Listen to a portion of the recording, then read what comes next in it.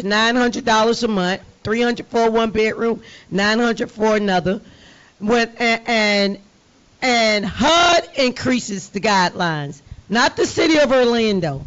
First of all, I did advocate, but one thing I did, and the reason we had a problem, I don't know her name, but I do remember her, was this. Where I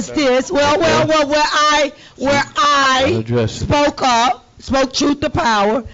If you're not a senior, if you're not disabled, I do think that all the vocational programs that I put in place with all the incentives of stipends or whatever, go to work.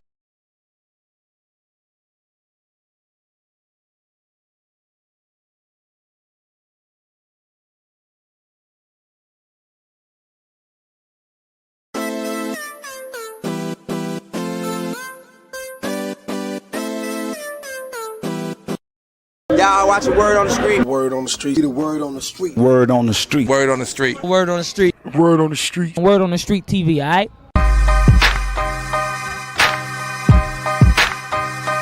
That's right, word on the streets, we're back. That's right, each and every Wednesday. It goes down 7 o'clock p.m. each and every Wednesday. That's right. You can find us on WODS, Word on the Streets on YouTube. You can find us on WODS, Facebook, also Instagram. Any type of social media there is. That's right. Word on the Streets Live. We're back each and every Wednesday. It's going down. Make sure you log in. Word on the Streets Live. I can't look at you like that, but you know, peace out to the streets. You already know it's the word on the streets, baby. Let's get popping. Hey, what it is? Your homie Young Jock Man right here, big kick on my homie Gorilla Zoe. I thought you were gonna say G Money. No, G Money. Right up the fuck. You ready? Yeah, what that buzz is. Hey, what it is? Your homie Young Jock Man. Your boy Gorilla Zoe, man. What's happening? And right now you tuned in to Word on the Streets, man. If you're watching us right now, we want to say appreciate it. Hey, G Money, keep getting that paper, man.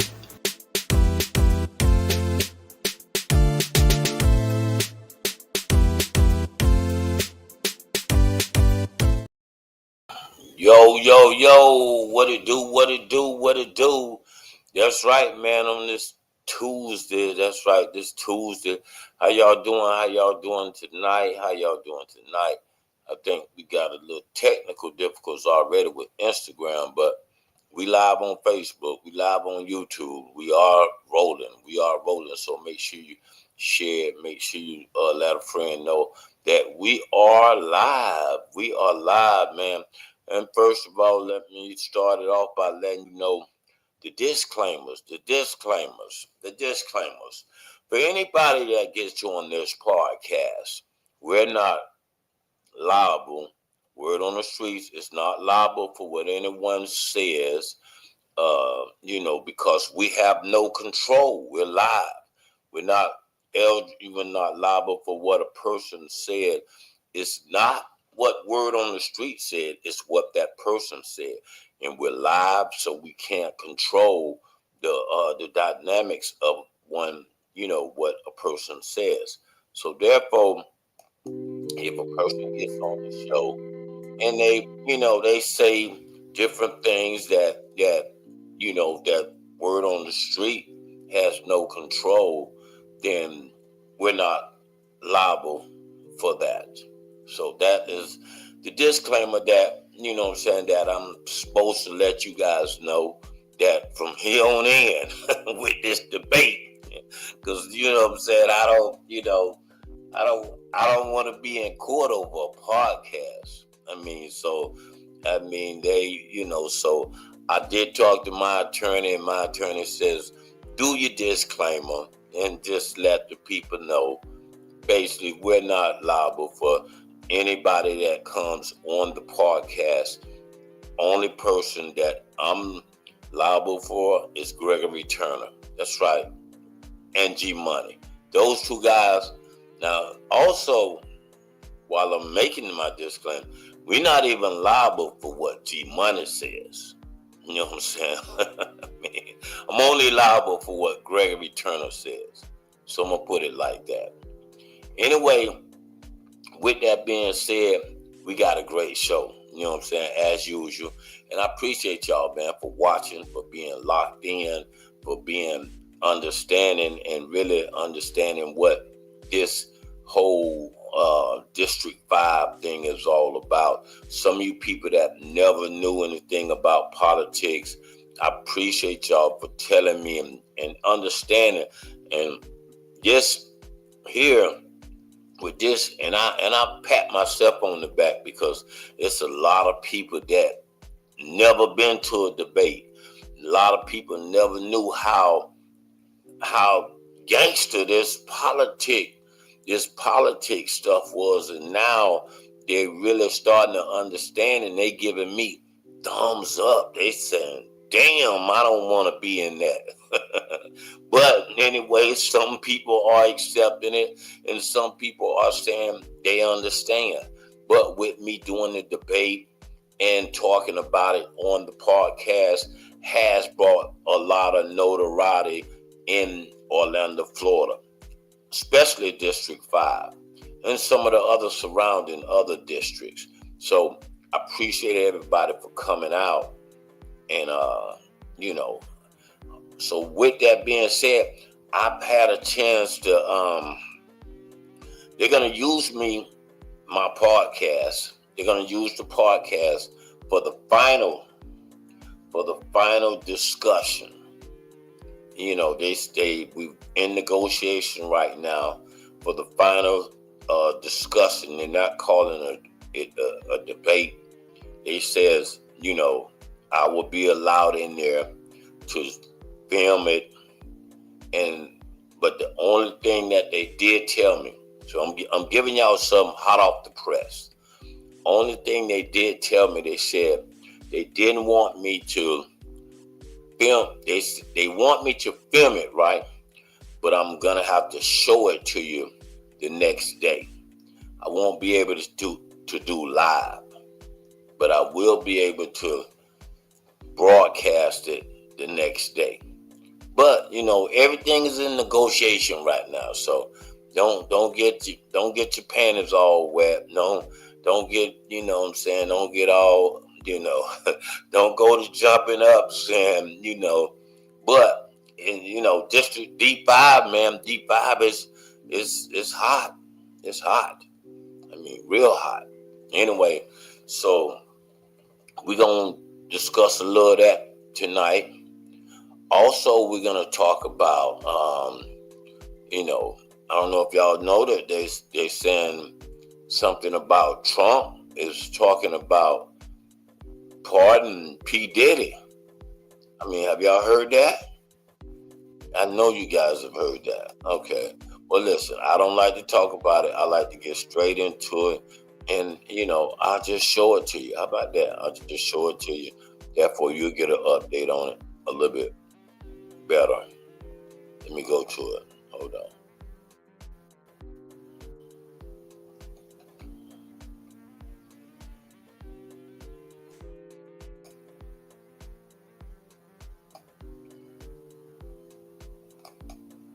I reached out and didn't get any response, true or not true, on this. So I don't know, where that leaves us. But according to a high-ranking White House official, they told TMZ that Trump is considering commuting Diddy's sentence as early as this week.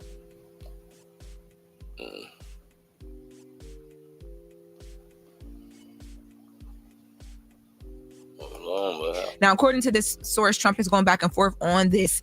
And there are some White House staff that are saying, don't do it. Leave it alone. He wasn't supporting you.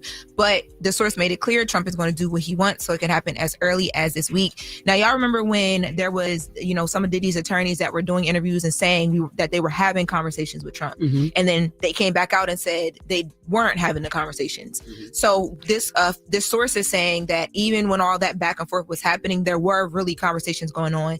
And the day after Diddy was sentenced, the conversation started again. And that was the same week that Trump, remember that clip of him went viral when he said that Diddy just asked for a pardon? Yeah.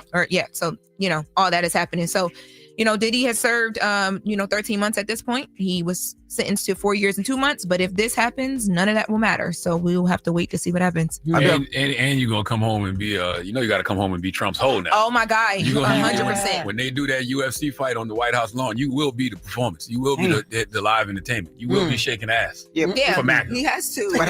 But how was this information getting leaked, right? When George Santos just got pardoned, nobody knew until it was done. I feel like they keep talking about it, and it allows people to shoot it down. And it'll be a way to stop it before it happens. I mean, to be honest with you, they probably might have been talking about George Santos getting a pardon.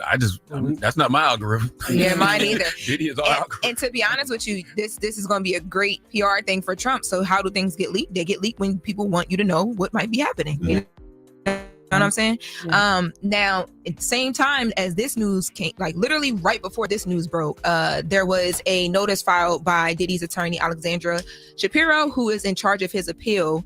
And they basically just put the court on notice that in 4 to 6 weeks, they're going to be appealing the sentence. So either way, they're like, okay, from what we hear from this source, it's like either they're going to do what they're doing with Trump and he's going to come home, or they're going to try and appeal it to bring him home as well. And I did ask my source if Diddy is going to be involved in like figuring out what the angle of the appeal is and all the things, because he was super involved during the trial. And they said, of course he will be, of course, but he's in really great hands because she's one of the best attorneys at this in the game. So they need to do a reality show based on Trump's pardon process. I just want to know. I just want to know how he comes to the conclusion that this individual needs pardon. I just would love to see it. It's probably like a board that he spins. Hilarious. And it just tick, tick, tick, tick, tick, tick, tick. Yeah. I just want to see it. Okay, y'all let me know, man. What y'all think, man? What y'all think, man? Should Trump pardon Diddy? You know what I'm saying? I mean, they saying if it's gonna go down, they're saying as early as this week, Trump could pardon Diddy. Also, you know what I'm saying? Y'all let me know about that. Also, in some other news, they saying because of this government shutdown, people that get, food stamps, you may not get your food stamps for November. Yes, you may not get your food stamps for November. So everything that has, that type of stuff has a domino effect with people that's, working with the whole 9 yards. So with people not getting food stamps, it could really, be a hot mess. I mean, so we're going to have to stick around and see what's going to be the verdict of that. But right now, as of now, they're saying people may not get their food stamps. That's right. They may not get their food stamps for November. October's already almost done. So if you got your food stamp or you in the lineup of getting your food stamps, somewhere around the end of the month, I think you still will. But I think it's, and you know what I'm saying, it's effective for November. People that's looking for food stamps in November, y'all be careful, man. They may not come. Sorry to give y'all that news. Okay, man, and like I told you, we supposed to have a VIP guest in the building. I'm going to check with my backstage, and I'm most likely, I got somebody back there. But anyway, we supposed to have my girl Tez Figaro. She's supposed to come on the show and try to get, some type of straightening with me. You know what I'm saying? I'm for the public. So certain people want to straighten me. I let them straighten me. As y'all know, we had yesterday we had my man, that's right, David Stone on. David Stone, and he's the one that that brought out the news about the Shan Rose stuff and the whole 9 yards. Don't they call somebody like that a whistleblower? So he might be the whistleblower that blew the whistle, but it's a lot of hype that got on this guy, and he's doing a great job. And you know how sometimes you interview people and you hear all kind of stuff like, hey, don't interview that guy. That guy is an asshole.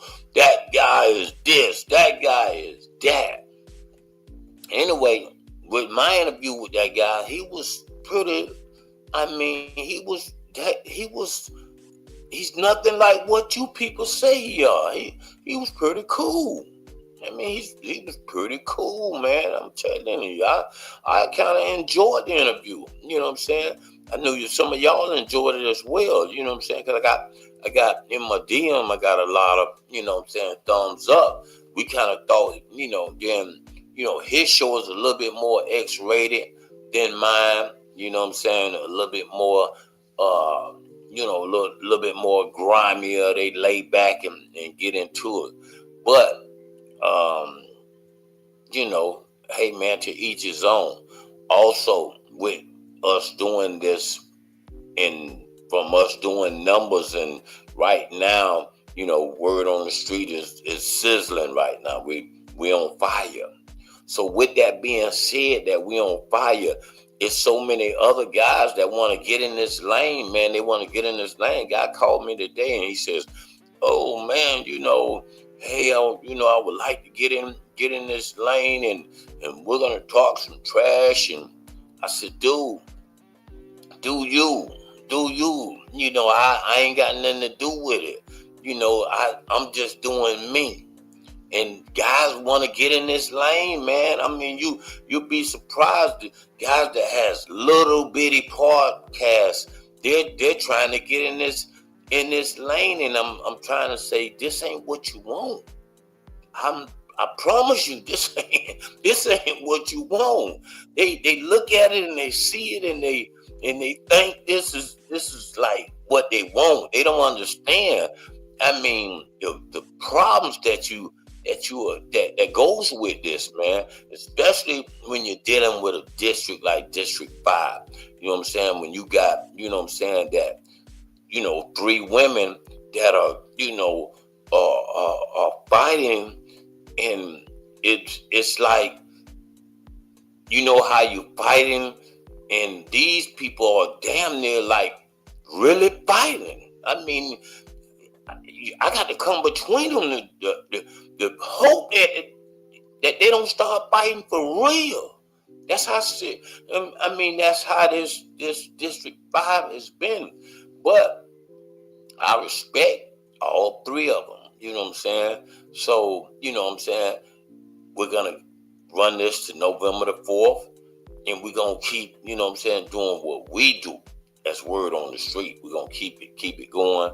We're going to keep it sizzling. We're going to keep it smoking. And then, like I said, I need y'all to keep, let me know. Let me know what I should do, man, about some of this pressure that becomes coming on to me. Juice is sweet. I see your juice is sweet. Okay, what juice is sweet? You are respected in the community. I appreciate your juice is sweet like honey. I try to be, and I try to run a podcast that we ain't really trying to be talking about pulling up and fighting, and we got enough of that going on already. So we try to keep it more. We jump on the politics, we jump on the entertainment, we jump on the hot topics, you know what I'm saying? But we're not concerned with the little podcasters that's talking about who's sleeping with who, and they want to pull up and all this fighting. That ain't what we really trying to stay in. But the more we try to stay away from it, it seems like this is going on right here in District 5. Shit. But I'm a good guy that knows how to, keep the smoke really clear. I know how to keep the smoke clear, and I know how to keep it more or less of what you're going to do for District 5, what's going to happen, what's going to generate and happen in this community. So that's what we focus on, and we're gonna jump to it, man. I'm gonna take a quick little 30-second break and try to bring in my VIP guest. Look like I see my man Randy Ross is in the back. So we're gonna take a 30-second break, man. Don't y'all go nowhere, man, because we got more, man. It's popping. I'm talking about it is popping tonight. Don't go nowhere. Shining.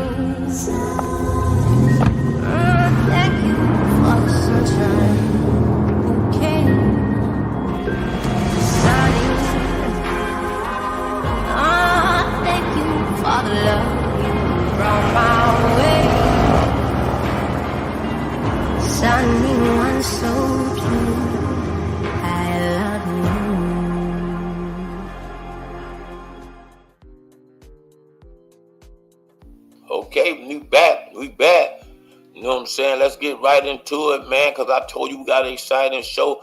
Let's see who we got in the back. Look like we got my dude, Randy Rose. How's it going? How's it going? Oh, man, Randy, what's going on, man?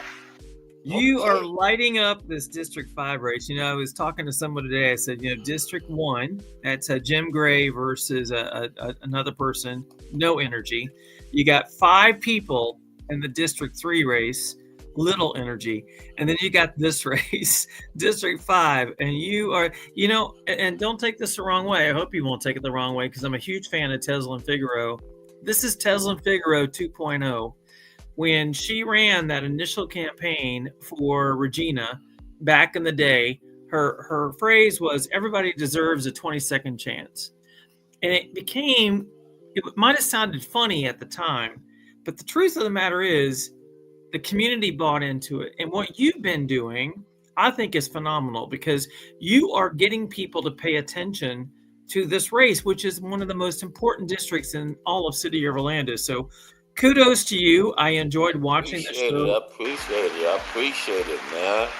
Hey, man, I never get claps, man. So I feel like, damn, you know what I'm saying? I mean, I feel honored. And then with you did an excellent job at the moderator. I think I ran across a great friend when I picked you to do it because I appreciate you did that. You did a great job, man, and you did, you know what I'm saying? Well, we didn't get to ask too many questions. That audience was so electrified. That's the word. I mean, passionate. Those folks, if they come out, if they can figure out a way to get people to come out to vote out of that room, who knows what the results can be? Because we all know that District 5 traditionally does not have a high performance when it comes to people that come out to vote. So I think what you're doing is pretty impressive because you're really driving people to get off their sofas, get from behind your computer and go out to vote. And that's really the most critical thing. And I'm a huge Tezlyn Figaro fan. You know, I was, again, I met her in the early stages of the Regina Hill campaign. She did something similar to what you're doing. She did, while her campaign was really devoted towards Regina, yours is devoted towards, I think, all 3 candidates. Yes. She really was, you know, and now she's like this celebrity, right? I can't believe you got her to come on tonight because, you know, she does all this big business, right? She's on Fox, she's on CNN, she's on all these different things. So I can't wait to watch this tonight. I think it's going to be amazing. I mean, you know, like I said, I don't want to toot my horn before, you know what I'm saying, before it happens. She's, you know what I'm saying, she might be on CNN right now. So just let's see if we can get her in the building. That's the main thing. And like I said, she's, you know, I think it's going to be great. And with this District 5, man, like I said, this is like, I don't want to touch all the way on it with her, but I am going to ask her some questions. But she's really, you know, wants to get me kind of straight for when me and Don Miller was on the podcast, and I think I said something that she didn't agree to, so she wants to, you know, say, you know, get, you know, put some respect on her name. Is more or less what the interview may be about, you know. But I'm known to be a smooth guy, so I can handle anybody, man. You know what I'm saying? I think what's interesting, and I got the permission to call you G Money last night. I think what's interesting is we only live about a mile from each other, like, or the districts are only about a mile from where I live. Right. And so everything that happens in District 5 matters to my District 4. Everything that happens in District 5 matters to every district throughout the city of Orlando. So whoever gets this seat out of the 3 women that are running, they're going to be making decisions for all of us. And I think that's really what you're trying to get to the bottom of. I think you're trying to, you know, I keep hoping that, you know, I asked a question today on my political page about, you know, there's now going to be more red light cameras in District 5 than any other district in the city of Orlando. How do we feel about that? And why is that happening? Because I drive through Paramore to get to Orange Blossom Trail all the time. There's not a lot of traffic there. So you look at Lake Nona. There's tons of traffic there. So why are they focusing on the red light cameras on District 5? And I don't know. I don't know if I feel comfortable knowing that that's their target audience. And if I lived in District 5, I would want to know what else are those cameras picking up on. I'm not trying to. And like I said, I'm glad you asked that question. We had people that was in the crowd that had some things to say, to ask questions. Matter of fact, let me just run a little clip. How are you going to protect the people that's already here, to give them housing when this gentrification happens and there's no longer any black people that's going to be looking like us, of low poor people that you say that can't continue to live in this community because it needs to be a mixed community? If you look at the other side of Paramore, it doesn't look like us. And if you come over here to this side, it's not going to look like you guys. You're around here fighting over the wrong things. Think about it. Gentrification and redevelopment does not include you. The city of Orlando is not fixing up these streets around here and doing what they need to do. We have dilapidated buildings boarded up. We had the longest standing Pearl or whatever she was that sold funeral arrangements. Not there no more. And you're going to say we're going to put more small businesses in the community. You're tearing down the community where none of these people will be able to have a small business in this community, nor live in this community. But so what are you going to do to protect the people over here at Paramount Oaks that's getting put out, evicted out, rents raising every year, and it's supposed to be up under the false pretense of affordable housing? Yeah, she was pretty powerful that night. Yes, I can't make this up, y'all. These are people that was in the crowd. That's why they're talking about the debate. The debate is so hot because of people like this. Randy? She was on fire. Yes. I remember her comments, and yet so many people in the audience were. I think that was the message the opinion I left with is I said this in a West Orlando News article complimenting you on this. I said, I've quite never been in all my 32 plus years in Orlando, never been to a debate or a conversation. And listen, I've worked on a presidential campaign, so I'm going to even include that. I don't think I've ever seen anything quite like that. The passion was overwhelming. And I think that's that was a wonderful gift to be part of that, because I just kind of looked around the room and I was like, look at all these people so excited about voting in this race, so excited about who their next commissioner should be or will be. That hasn't happened in a bit. It certainly doesn't happen in the other districts. And the last time it happened, honestly, is when Regina Hill beat Juan Lynham. That was the last time we saw this type of energy and excitement. Right, and I appreciate you, man. And like I said, I know what I bring to the city. I've been doing this on another side. I done an event with Deborah Clayton. God bless the dead, with Deborah Clayton. And I remember the Commissioner Regina Hill put us together. I mean, because what happened was, Deborah went in. And she was trying to get, she was running her organization, and I was running my organization, Stop the Violence. And we both was coming in at the same time trying to do something. And then I remember Regina says, listen, I want to put y'all together. And she put us together, and we ended up doing a walk, a walk down Ivy Lane. At that time, Randy, violence was at an all-time high. And like I said, me and Deborah Clayton put together a walk that we blocked off Ivy Lane, came down Ivy Lane, and we ended up on Pine Hills Road right there. Before you go up under the underpass, we ended up right there. But we done that walk, and I got to know her. And she was really a nice person, man. This lady was like so cool. She's a police. So anyway, she ran my license and found out my tag, my license suspended. And so when I get there, she say, hey, you know your license suspended. I said, damn, you running my tag? You know, and we laughed about it. To be honest, she could have handcuffed me. You know what I'm saying? So, God bless the dead. And like I said, she did some great things, and I got a chance to really meet her. And she was a wonderful person, man. We're speaking of the lady that was assassinated in the parking lot of Walmart, correct? We're talking about talking about Deborah Clayton. And like I said, I had a chance to meet her, man, and it was just, oh man, it was awesome.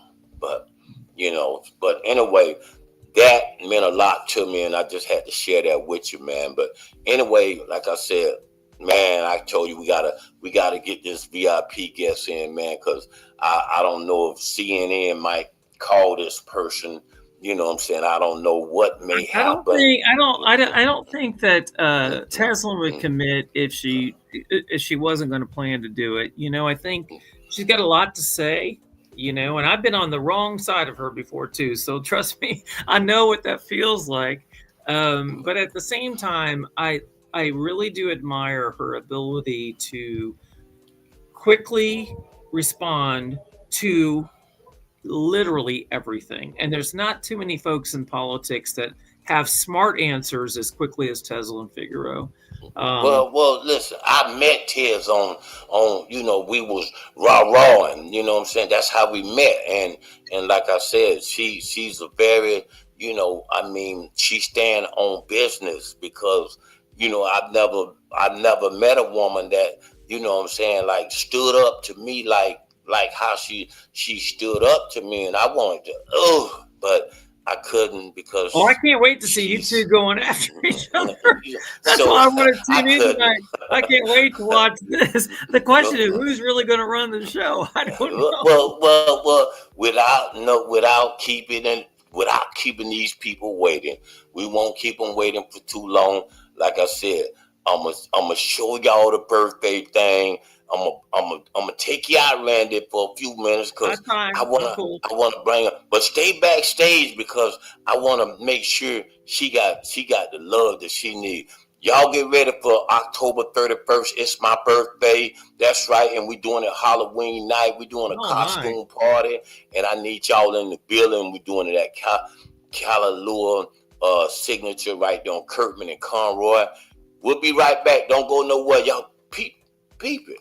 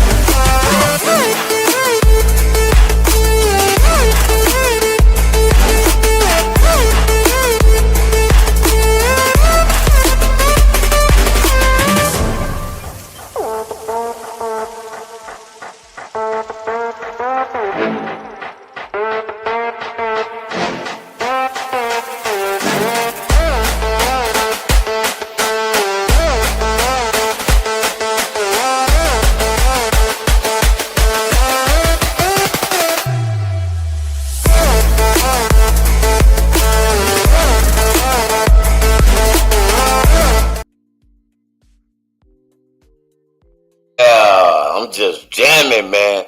Anyway, man, without keep y'all waiting, I can't do it. I want to bring on, like I said, this person here, and like I said, I have a lot of respect for.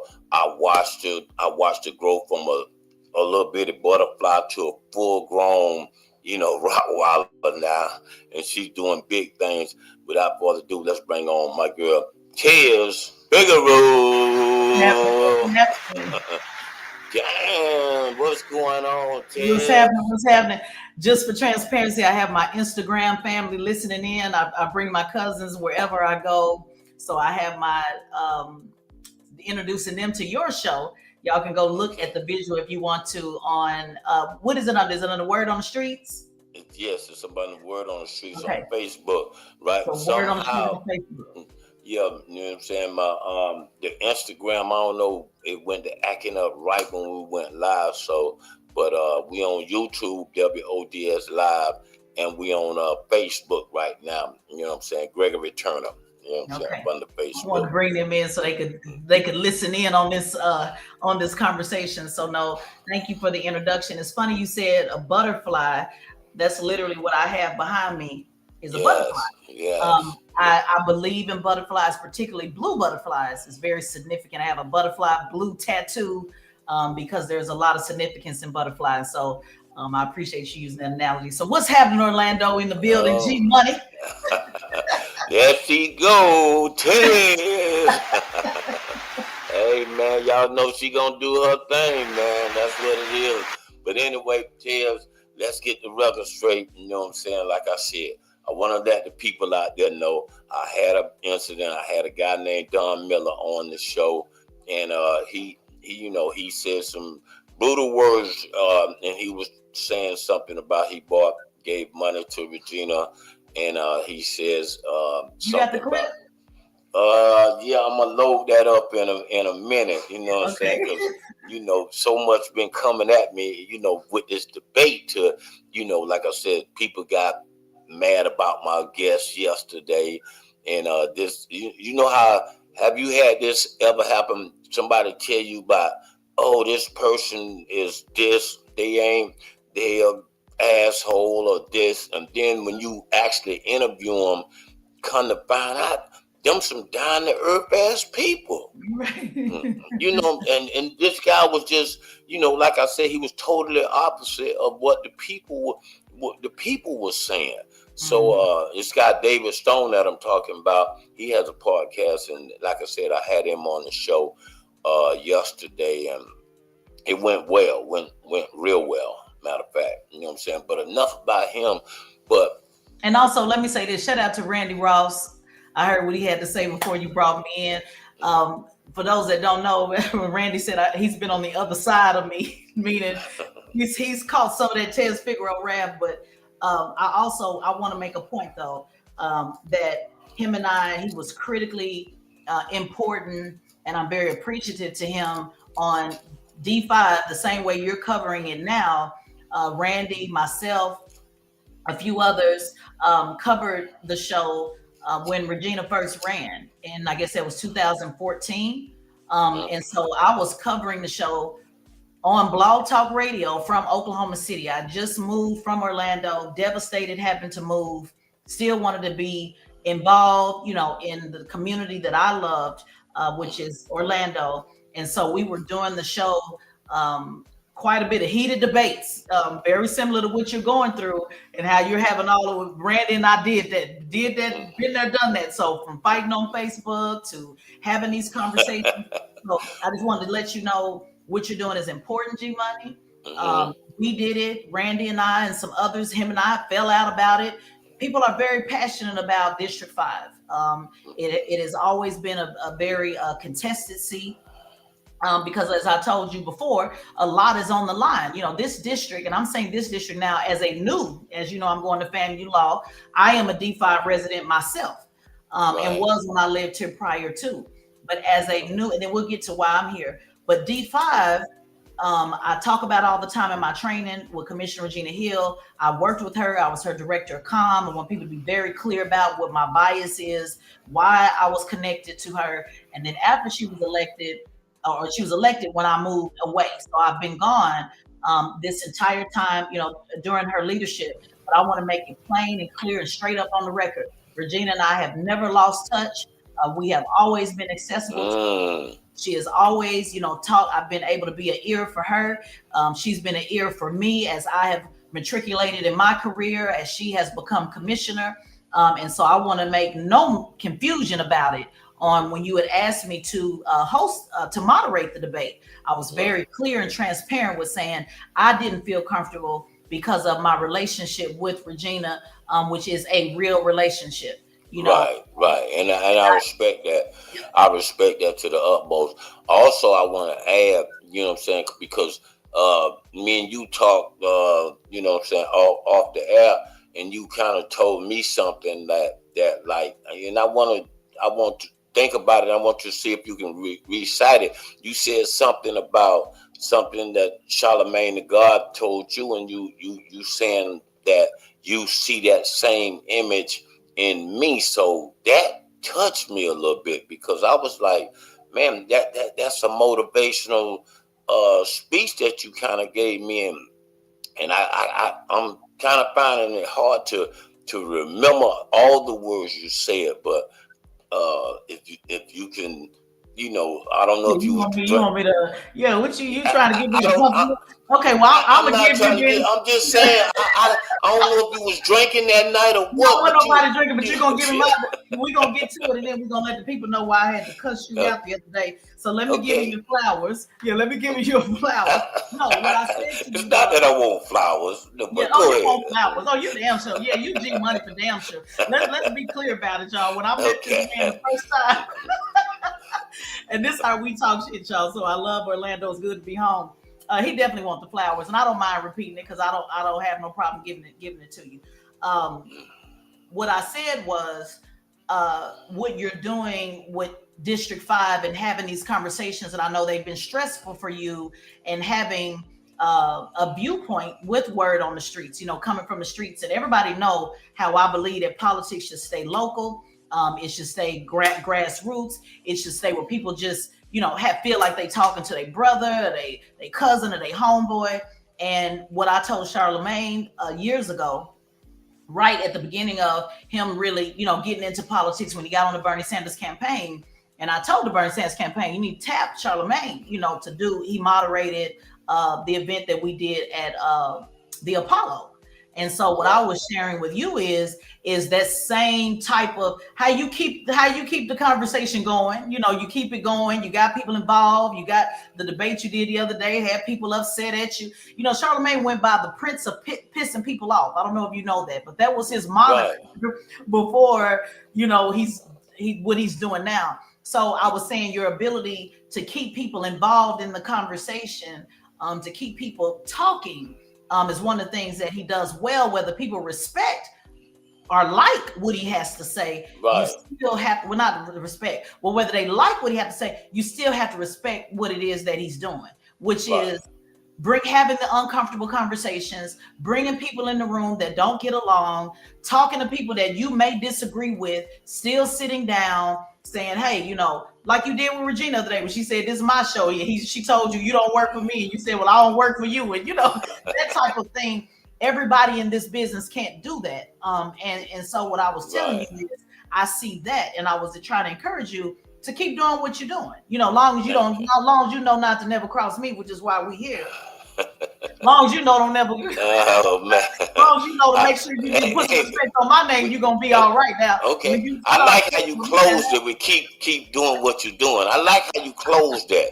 You know what I'm saying? But then when you but then you came back with this. You know what I'm saying? Like you still want to hit me, one more time in the back. But go ahead. You know what I'm saying? I don't want you to be. I don't want to put too much on it. You know what you're doing. But no, real talk though. What you're doing is important.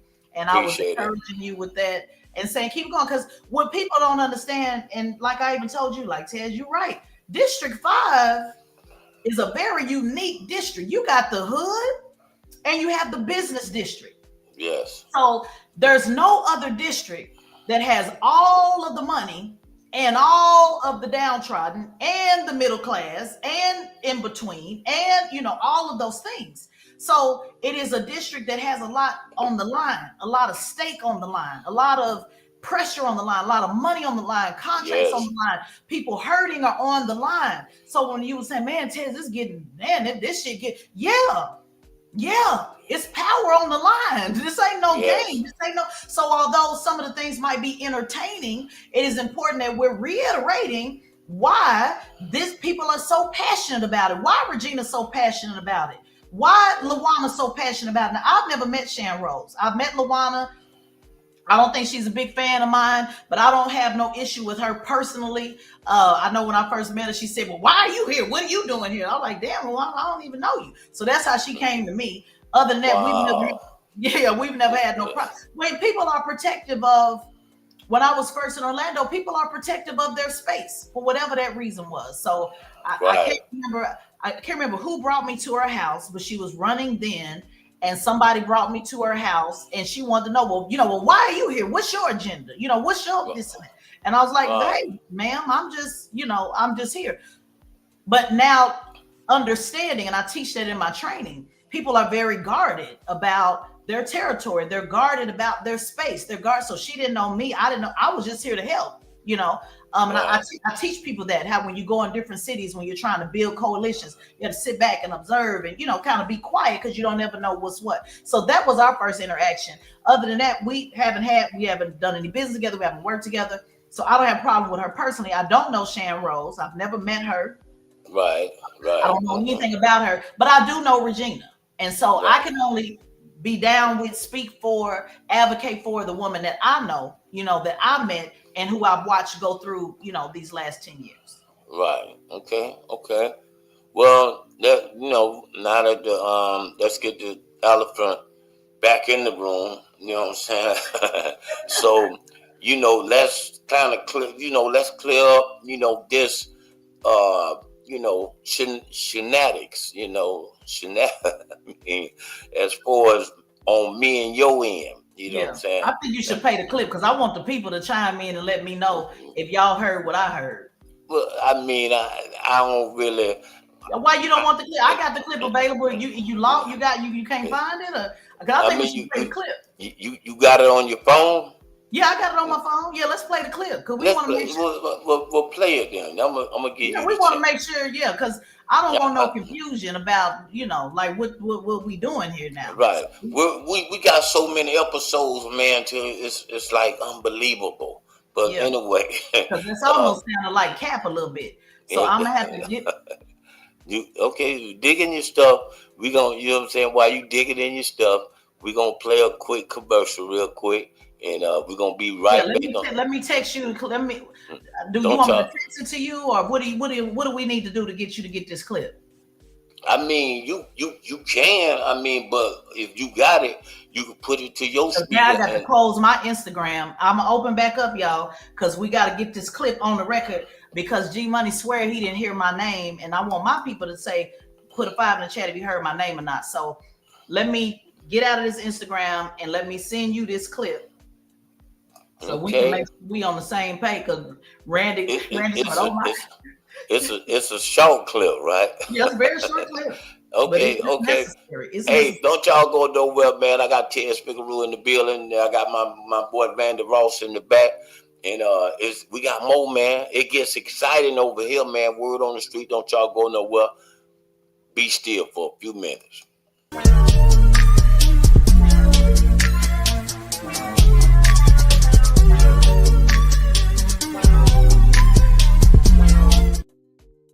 But in 1955, 15 years old, the action of Rosa Parks, the words and leadership of Dr. King inspired me to get in trouble, what I call good trouble, necessary trouble.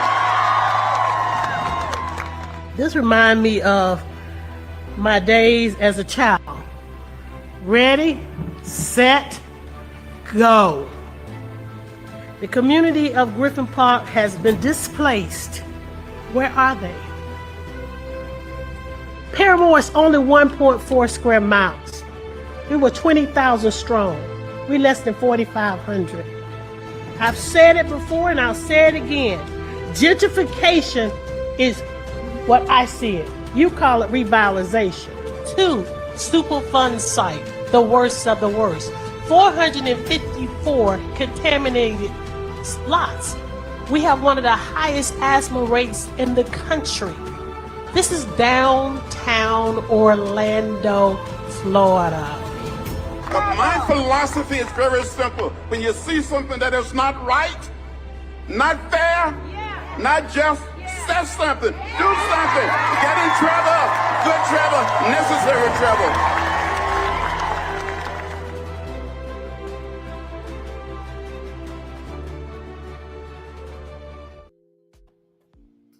Okay, we back at it, man.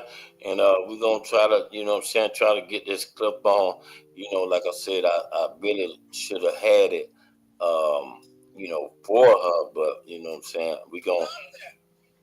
Regina just said she don't recall me giving her money. Regina, ask Tez Figaro if I gave her money. Go ahead. Yeah, but Tez Figaro credentials are not certified. So please. Okay, I want you to be careful with that one because I want you to be careful with that. You don't need to get dragged like that. That's another level. Okay. I'm just telling you. My point is this. But that's what I I'm saying. raise money. You can't tell me. Wait a minute. Now my Instagram family wasn't on yet. Play it again. Play it again. Yeah, because my Instagram, I just got my Instagram family on it. You start. Let's just play it one more time so we can hear it.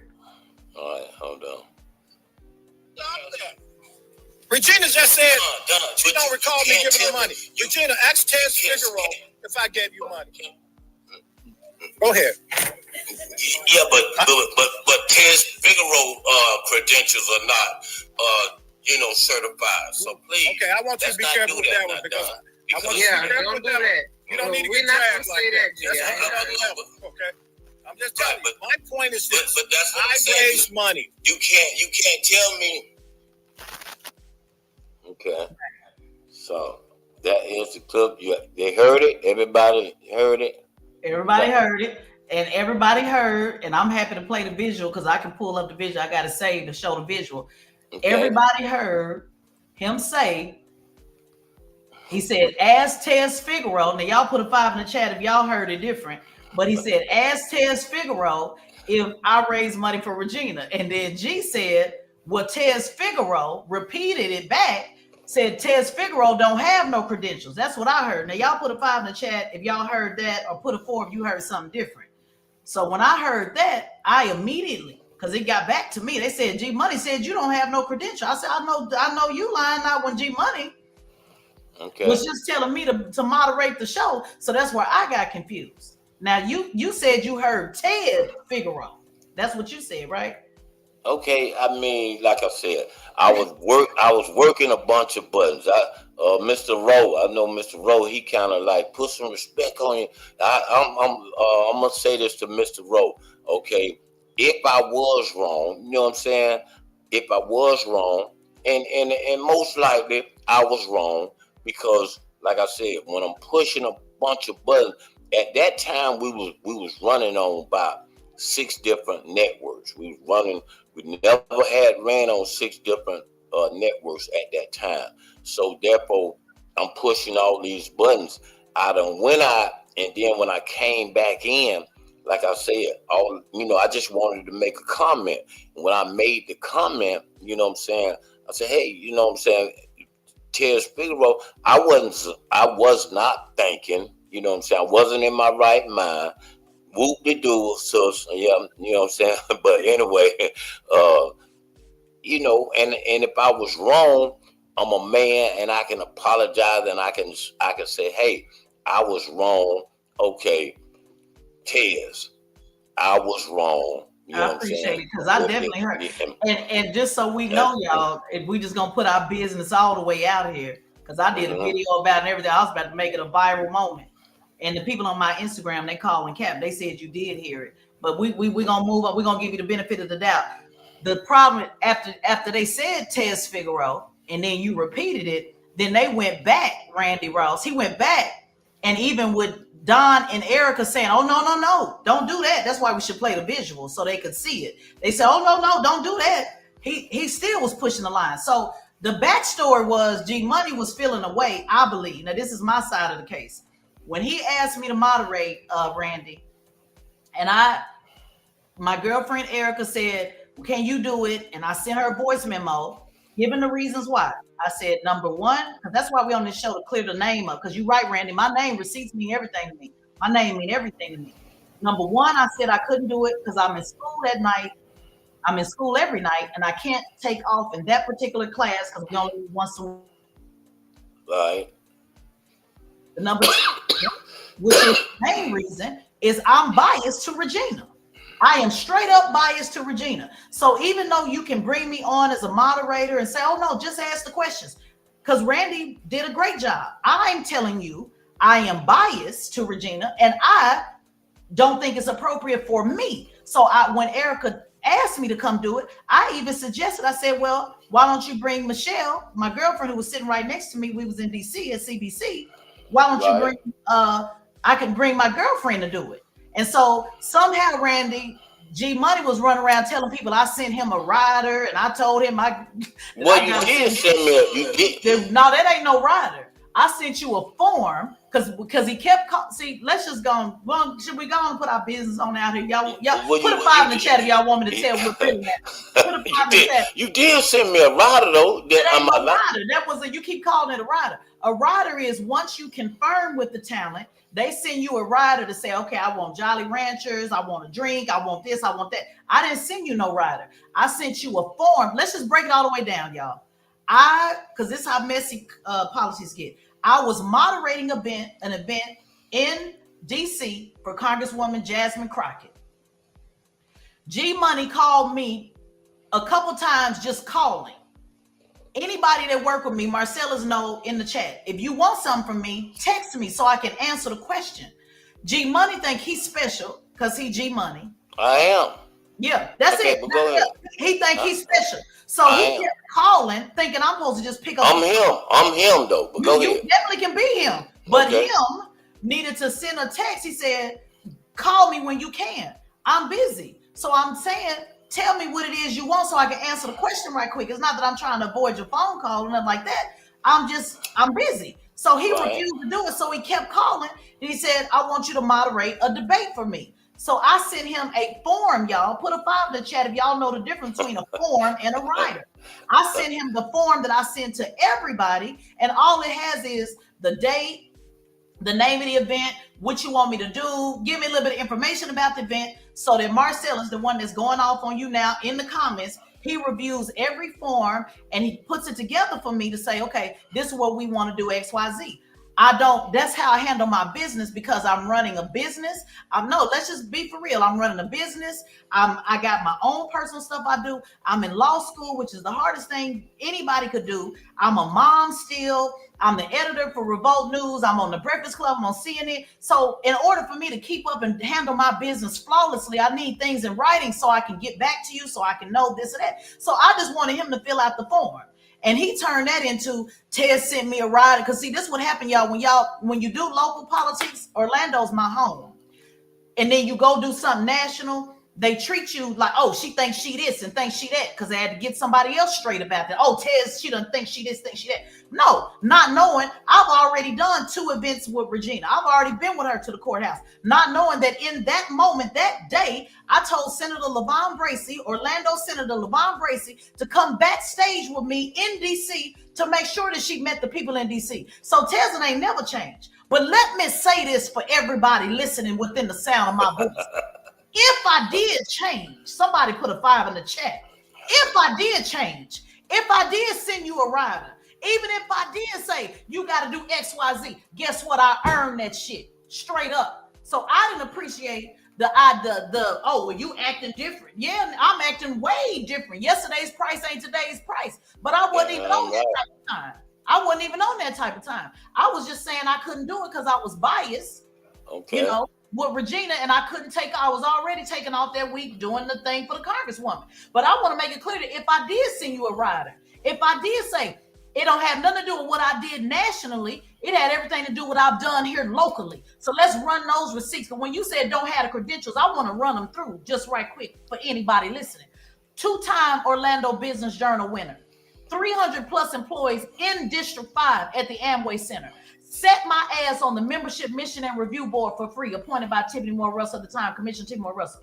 Set on the Metro Plan Board, the Citizens Advisory Committee, was the face in 2011 of the Transportation Committee. I was the ambassador chairperson for the African American Central Florida Chamber of Commerce here in Orlando, Florida. I sat on Central Florida Partnership Board with Jacob Stewart. Talk your ish. Yeah, let's be clear about it. I sat at WOKB for free on a weekly basis doing what you doing now. I did then. Let's go deeper into the receipt. From 2008 to 2013, I have mediated over 1,000 cases as a civil mediator, a circuit mediator, an appellate mediator for this courthouse in Orlando, Florida. So if I told you that I need a rider because I want Jolly Ranchers, donuts, whatever it was, it ain't got nothing to do with CNN, The Breakfast Club, even though I earned that shit. Nothing to do with Revolt, but everything to do with what I've done here in Orlando. So when you say don't have credentials, no, I'm bona fide certified up in this game. No town ain't never ran me out. I'm always welcome in the streets. So that was important and why I felt away with you. And just so y'all know, I didn't have people slander my name. I want you to know how important you are, G Money, and why we're here. And for everybody listening, plenty people slander my name. It's hundreds of videos slander my name. I never respond back. You know why I'm responding back to you? Because you have credibility in the streets. You have a magazine called Word on the Streets. Thanks. Your credibility matters. And if there's one thing I'm going to be straight about is in these damn streets. Now they can write. I remember somebody was talking shit about me on Mark Lamont Hill's show. He called me and said, oh, man, I don't give a fuck about whatever you talking about. But when it come to these streets though, when it come to Orlando, when it come to you, DJ Disco, all the work I put into the streets in Orlando, the first one that was bringing hip hop and politics, I ran my campaign in 2012 with hip hop and politics. I did a whole rap album involving the street. That's how me and you met. So you can't just sit up on here and say Tez Figaro don't have no credentials. I know you fucking lying. So that was what because to me, you from the streets, that's saying, well, she ain't who she say she is. And my respect matters to me, including Randy Ross, who said, hey, we done fell out before, but she is who she say she is. So that's why me and you we had to clear this shit up. I made time to clear this up because I can't have you run around saying I don't have no credential. And just for the record, because Regina's in the chat, she said Don Miller never gave her no money. Now, I'm gonna speak on that. I don't know what Don Miller gave. When Don said he wanted to connect with Regina, I have not saw no exchange hands of Don Miller giving Regina money and vice versa. And I told him that. I know that they did meet. I know that he talked about raising money for her. And I said, just to want to be clear, like I tell all candidates, okay, Don Miller's something else. You know, be careful when you're dealing with Don, because he will do exactly what you saw him do the other day. And he'll say whatever he feel like saying. So for the record, she said he never raised money. He said, ask me. Don, I told him that day and everybody else. I don't know who raised money for what. I know they met. I know he wanted to meet with her. That's all I know. So they got to clear that up. But we're here because I can't have the man who founded Word on the Street say Tezlyn didn't have no credentials when really you was just mad because I didn't want to moderate the show. You should have just said that rather than saying I don't have no credentials, because I absolutely got credentials. I'm going to give you. I know I was long. Hey, man, y'all get up for Tez. You know what I'm saying? That's all. You know what I'm saying? Y'all, hey, she did a damn good job of straightening me. And on that note, I just want to say this. I want to snitch. You know I want to tell. Whatever they call telling, snitching, I want to do it. And I want to make it cool to do it. Somebody, Jillian Johnson said, we have professional news commentators to run the debate. The event wasn't professional. Well, just so you know, Ms. Johnson, I get down with the get down. So we go there. I can definitely go there. The reason why I didn't want to do the debate, Ms. Johnson, is because I'm invested. I'm vested. You know, I'm just being straight up with you. I want to see Regina win and be successful. You know, and so okay. I didn't want to get caught up in who was giving more time or not time. And to be honest, I don't really like moderating. Honestly, I prefer to be a panelist. But I'm totally fine with it. I can do hood and do all type of stuff. I just didn't think it made sense for me to do it. So that's what that was about. Okay, and with that being said, like I said, and we gonna die this on out. But like I said, when I got talking about it, I mean when I got the thing, like she said, it wasn't a rider, but I'm a promoter, so I do shows, and therefore, you know what I'm saying, in the promoting business, when somebody sends, you know, it's more or less of a rider when they say, hey, you know, what they asking for. If they want tea, what they want coffee, or whatever the case may be. Let me finish. So when I got it, it came in a rider form, and meaning in the promotion business, like I said, we're doing from bringing Jeezy to bringing Boosie and Gucci and all these people that I have brought to the city.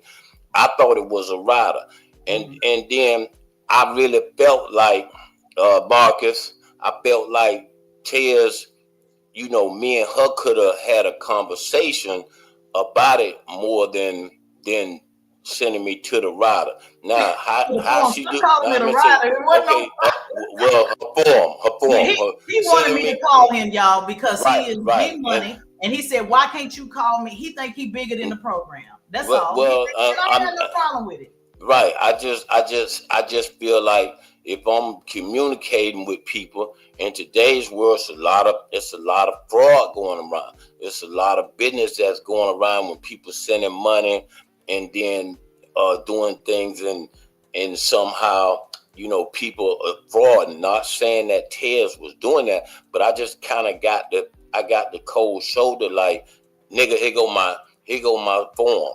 You know, here go my form. Fill out the form. So to me, that was like a slap to me. Like, damn, because y'all, he think he bigger than the program. Yeah, because I get that. Put a 5 in the chat, y'all, on Instagram. You know, put a 5 in the chat if y'all think G Money think he bigger than the program. That's all. He think he bigger than the program. He didn't want no, because y'all know. He called. I don't have to fill out no form. I called Shaq. I did that. I do this. Start running all them names. I said, G Money. This is how I handle my business. I like to have my information, you know, so I can know, so I can give you an answer.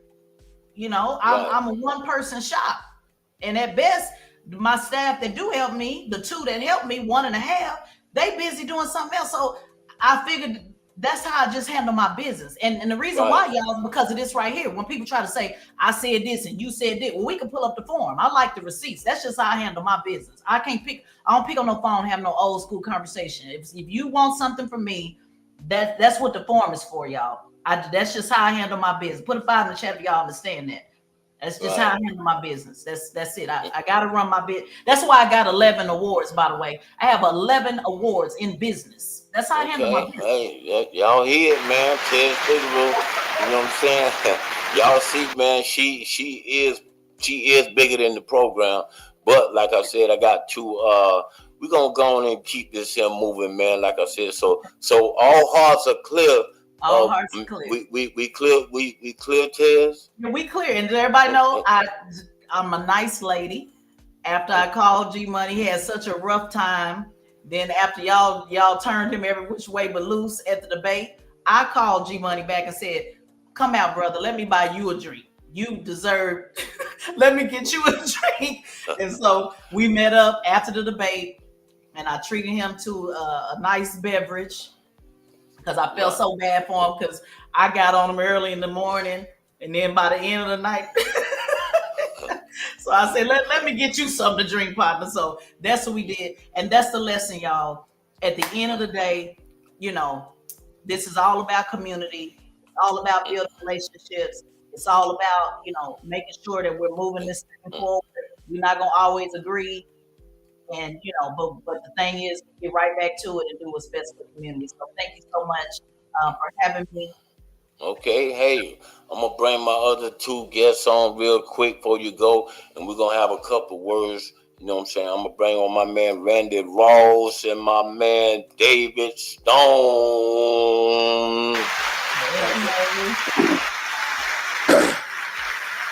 Okay. Hey, y'all see, man, it gets heated in the kitchen, man. And I got my man David Stone back on because he was my guest yesterday, and I told y'all. Like I told you, I had very things that people called me and said, "Don't bring this guy on."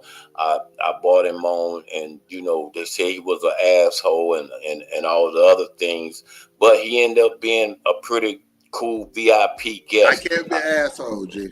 Yes, you know what I'm saying. So my man David Stone, I got my man Randy Ross, who was the moderator of the debate that we did, and he did a great job. So you know, Mr. Stone, you got anything you want to, you know what I'm saying, contribute to this? I've been listening, and Tez was talking about Oklahoma. You were in Oklahoma City. You're doing the You were doing the podcast. Was it via internet or something like that?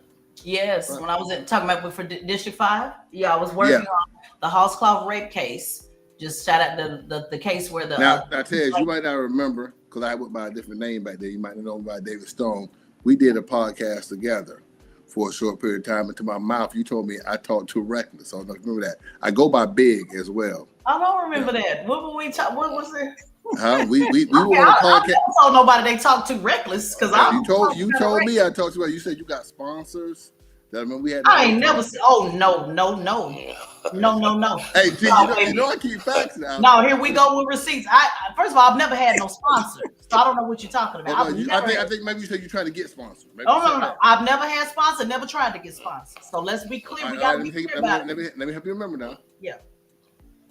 Eddie Bowie and myself and you, we did like 3 episodes of a podcast, and then after that, that's when we had that conversation. I remember Eddie, but I've never wanted sponsors, tried to get sponsors, looking for no sponsors. And everybody know I go by the Hood Whisperer. I get real reckless on this microphone. So but back then it might have wasn't called a podcast. No. Randy, would you tell them? Back then it was worse. No. I gotta say that, one of the best gifts in my life is I got to meet Tezlyn and Figaro, and we got involved in this whole movement. I mean, I think it was Tezlyn that coined everybody deserves a 20-second chance. And as a result of that, I think that's why Regina won that election. I think that we kind of part into that. But I am so proud of you, Tezlyn Figaro. You got on national television. You were on Fox. You were on CNN. You were on all these different things. And I think before we, go further down this rabbit hole, we need to be so lucky that G-Money got you on the show tonight, because you didn't have to do this. This is not at your pay grade, and you did it. And I think you cleared up a lot of things. And I got to tell you, I've learned a lot. Randy. Now, why you didn't give me my flower? Randy, she had to do this. Now you everybody had to do this. Now he didn't want you to give my flower, but we got to go ahead, Randy. My bad. I'm just go back to what. No, I'm just saying. I thought first of all, I thought it was an amazing conversation. Tezlyn is truly able to make a comment after a question within minutes that is articulate and important. Even during the presidential process in 2020 and all these other steps, she knows how to answer questions like that. That's a gift. That's a total gift. And I remember our days having those conversations on your podcast or whatever it was we were talking about back in Facebook in 2014 or whatever it was. And, we had some of the people that now hate Regina on that. You might remember, I'm not going to mention their names, but we had them on your show. And I felt like in the grand scheme of things, that's what G Money's doing. He is you 2.0. He is now trying to bring back the conversation. And I'm sure by now you've seen the debate, which was really more of a huge conversation. I love you, Tezlyn Figaro. I think you are amazing. I got to clear this up. Yes. I was wondering, I got to clear this up, and this is critically important because I got my Instagram family listening for real, homie. Okay. I have never told you, and I'm not saying this to fight you or anything. It's just very important because there's a lot of people out in the game that do look for sponsors, do look for sale. I have never bridled my tongue. Never. I have never told anybody. I don't know if you're confused on what was said. I have never told anybody that I need them to not be reckless because I'm trying to get sponsors. That show that I was doing cost me $35 a month on Blog Talk Radio. I paid. Yeah, that was it. Yeah, I paid for that out of my own pocket. I never had no damn sponsor except what I'm. No. Let me just say this. Except what I'm doing now with iHeartRadio that pays me. All right, maybe I was confused, and maybe you definitely was confused. Maybe it's political affiliates, but I know it was definitely my mouth. No. We talked about my mouth. 100%. We might talk about, but I want to be clear. I have never, because this is very important. I have never told anybody that they need to watch what they say because I'm trying to get sponsors. because of what I do, there's a lot of people that do that, brother. So he might have. I might have misspoke about sponsors. So I know that's why I want to clear it up. I didn't have no affiliates. No, maybe I didn't like what you were saying, but I've never said because I got affiliates. There was no. I also like to be clear. Yeah, there was no affiliates, brother. I also like to be clear that we did do those few shows together. Okay, we might have, but I'm trying to tell you, I don't have no affiliates. That was Blog Talk Radio for 30 maybe you were doing the campaign with Miss Hill. It was something about that, you know. I just remember that. Well, I want to clear it up though, because people are listening. Well, let me clear it up. Let me clear it up for you. Okay. You were talking similar to what you're talking now. Same way. Nothing changed. I can give you that. I was talking how I talk. Mm-hmm. And G, you was on my show the other night. You see how I talk. I was talking more on that. And yes, you told me I had to bring it down because of whatever the reason could be. Like I said, I misspoke and said sponsors, but I was on David Stone, G, and I wasn't governing myself correctly. Yeah, because when he came on here yesterday, he was more or less PG. And then when I went over to his show, after that, you know what I'm saying, he's more or less like. But what I'm trying to tell you is, and everybody who's listening knows this, I have rated R, I do PG, Randy. That's why I said Randy to speak up. He was giving me my flowers. But what I'm trying to tell you, what y'all doing now on D5, we did that times 30. So yes. I've never told nobody tone it down. From cussing people out, from getting into it. I've done that on Revolt News. You might want to go look it up. I have never told anybody. You ain't do what I do. So maybe you were saying something else that maybe, was you on Regina's side? I probably not at that time. No. Okay, so let's get to it then. If you was talking reckless about Regina, I probably was telling you to shut it down because you was talking about my candidate. No. At that time, honestly, I didn't even know Regina at that time. Oh, okay. Like I said, I talk very, very graphically. Ignorant. And so do I. Do I. You don't talk ignorant. Okay, you don't know. I can talk very ignorant. Okay, but whatever it was. I picked it up some. Yeah, my point is, I've never told you to tone it down or don't worry my affiliates or you're doing too much. I've never done that in 20 years.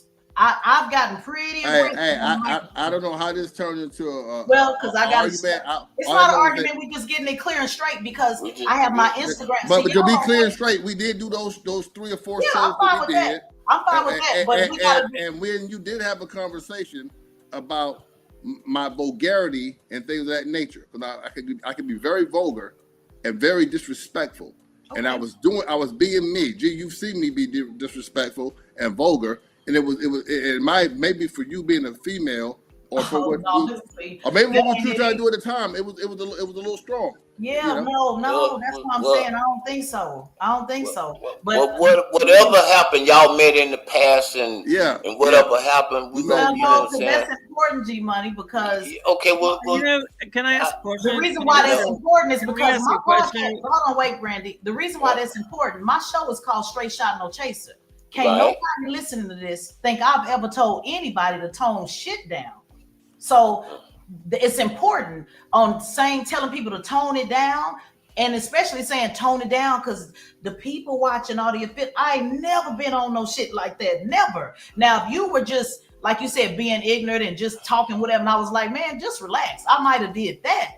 But I'm literally on camera cussing folks out for Revolt News. So whatever word you was using didn't scare me away and it got nothing to do with being no female. I think I'm not calling you scared or anything. I was going to bring that up to give you your props of how you grown from then when I met you then, whatever year that was, to now. I was just using that as a segue to say, hey, I met you a long time ago. We actually did a show together.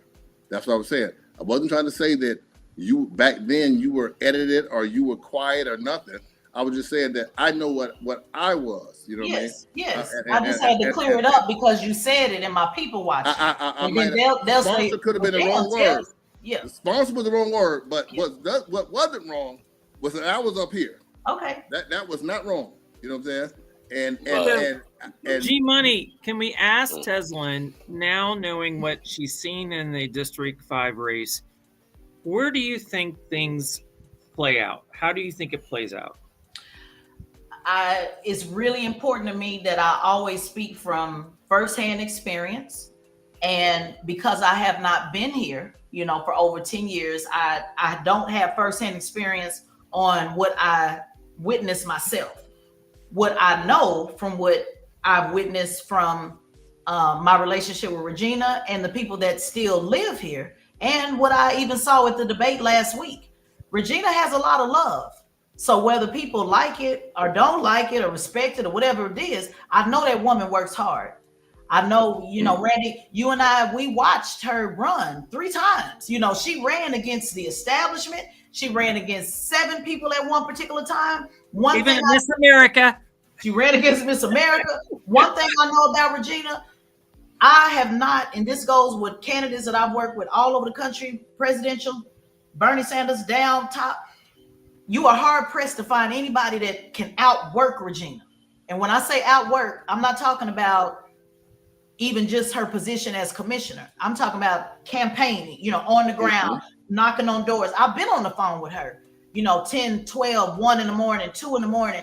I've been on the phone with her when people say, hey, just go talk to the super voters, and she'll go talk to the people under the bridge or around the corner, or people that they're not even legal registered to vote. And she'll tell them, hey, get your mother involved, get your sister involved. She is a bedrock of a lot of the things that I teach people in my push the line training. So if I were to say how it plays out, I'm just being real. LaWanna Gelzer has ran how many times? 20 years worth. 23 times. So if she's ran 23 times and the people have said 23 times, I'm just doing the data, have said, no, we want to go in a different direction. I don't know. Regina has won. She ran for the first time and won in her first time running. And then she was reelected twice. And the only reason why she's not in the position now, in only interim, is because of the matter that needs to be handled legally. So okay, let me get in real quick, Ted. Let me get in real quick for people that just came on. A lot of people in the building. Word on the street is not responsible for any of these other 3 people what they say. You know what I'm saying? We have no control. This is live, and just for my disclaimer, we have these people, they have the right to speak what they're saying. And like I said, this is not a word on the street saying this is 1, 2, and 3. They are talking their own talk. And let me say this, Randy. Disclaimer. Okay, no problem. And let me say this. LaWanna is sharp. LaWanna has always known her shit. Like, make no mistake about it. That woman knows policy inside and out. What's happening, Leslie? I see you in the building. LaWanna knows her policy inside and out. She's always known her shit. But she's ran 23 times. And the people have said 23 times they want to go in a different direction. So now if that's changed, I don't know. I don't like speaking on it, David, unless I'm here on the ground. Now, Tez is back. Sophia home now. So next time we run, I'm going to be able to give you a little bit more insight.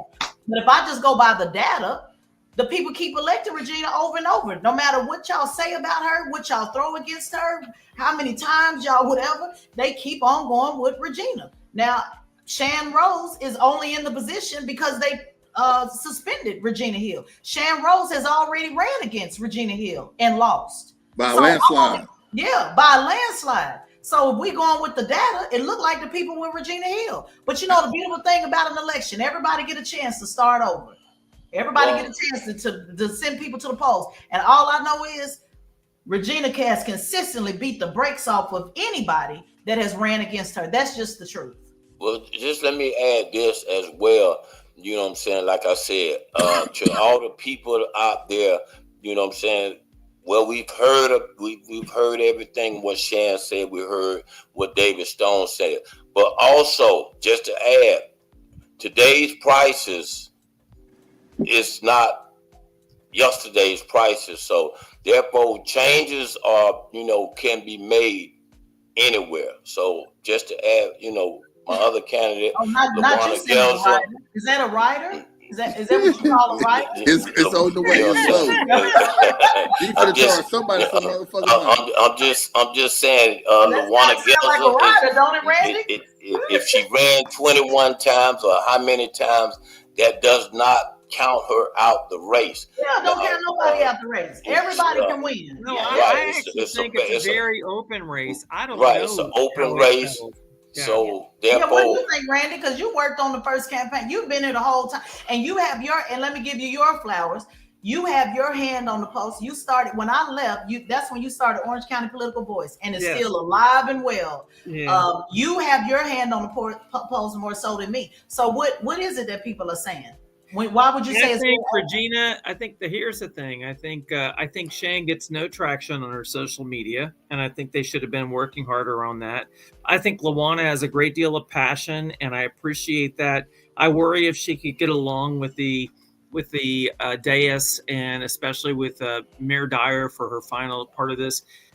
I still believe Regina wins, and I believe it because one of the things you taught me, Tezlyn, is I had to learn the Black community. Even though I'm 1.5 miles from the Jackson Community Center where we hold I thought you were saying 1.5% Black. My bad. I ain't in there. No, I had to learn a little bit more about District 5, and you taught me a lot in that, in our journey in that. And I will tell you, I think that I'm learning more and more and more that the Black community, especially in District 5, they're not going to hold Regina accountable for what's pending against her.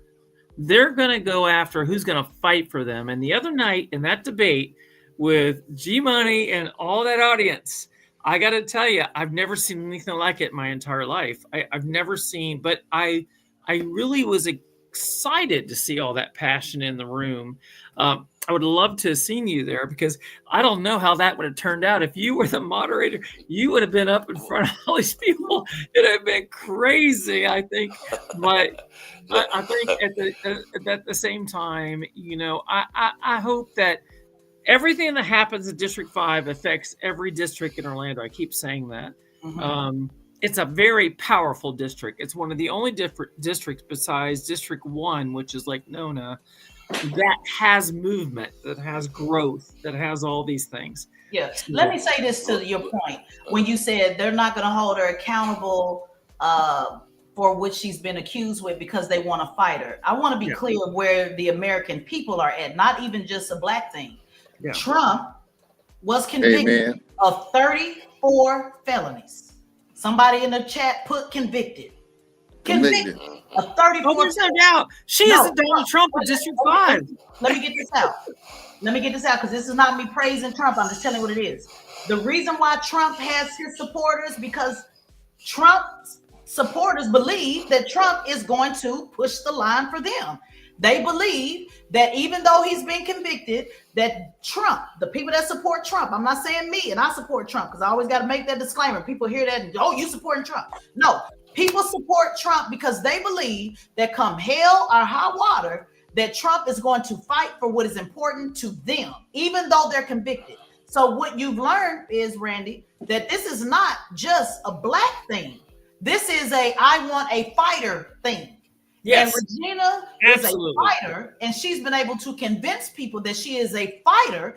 Regina was on going live before Trump was going live. Yes. She was, remember, because they would say, why you what's the brother that passed away that used to he would inbox me and say, you got Regina going live, why don't y'all tell her don't go live? I said, that's how she connects. That's how, I forgot his name, he passed away. He was Doug Getzlow. Doug Getzlow. No, not Doug. Was it Doug? I thought it was another guy. But he would inbox me and say, why are you letting her go live? You need to tell her to stop going live. And I'll say, no, that's how she won. She won by Doug Head. Maybe Doug Head. I don't know. Yeah, she won by going live. She won by putting the media down. And I tell you, she's learned from you a lot because she still knows she's a master of going live. Yes, she really is. She's figured this out. She can have a conversation. And listen, I'm not trying to make this a G Money, I'm not trying to make this a support Regina Hill event. There's no secret that Tezlyn and I did work on the original campaign for Regina together. Tezlyn led it. I was just part of the process. But I will tell you that Regina is a master on social media these days. And when I met her, she was 99 pounds with a little blonde afro, and today she is just an amazing orator. She knows how to, G-Money, the other night, what I said in my final post about that is she took us to church. And I haven't always been a big fan of that kind of delivery style. Val Demings does it. I love LaVon Bracey. I love them all. But she took us to church in your event the other night. And I think that audience, there are people raising their hands. There were people saying amen. That's very unusual. That's very unusual. Let me add this real quick, Randy. Like I said, and I want to come back to the follow up with them after you. Okay. Like I said, me personally, like I said, I have much respect for all three of the women. If I had to pick the top two, it would be LaWanna Gelzer and Regina Hill. Now, what if you had to pick one? What if you had to pick one, G? Yeah, I'm not going to. If you had to pick one, gun to your head, nigga. I'm not picking one to after November the 4th. But what I'm saying to you, about the kids, man. I close with this.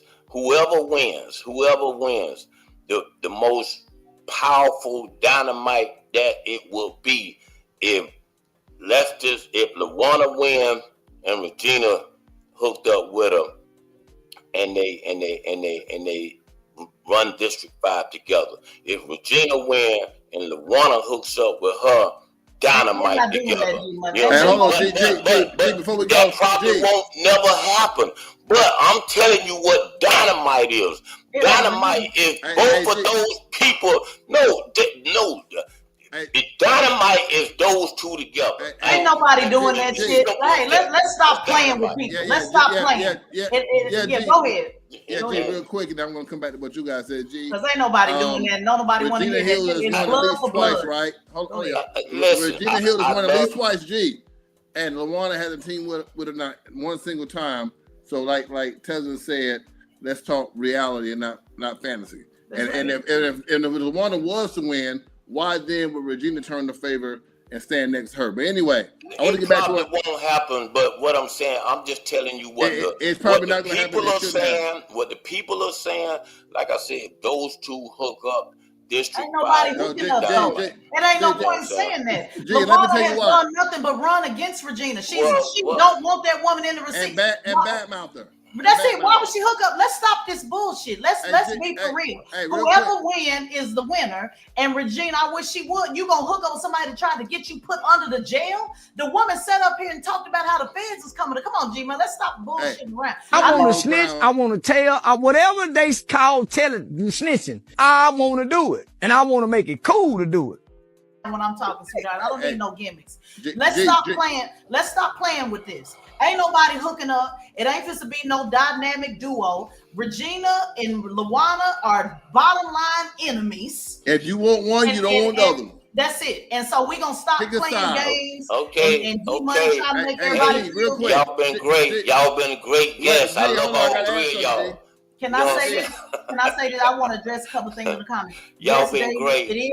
Yes, David, it is me from the Breakfast Club. In fact, let me give my shout out. I'll be on the Breakfast Club on the 31st and back on CNN on the 30th. So yes, it's me. Shout out to Leslie in the building. Yes, girl, I'm back in Florida. Guess what district I'm in? D5.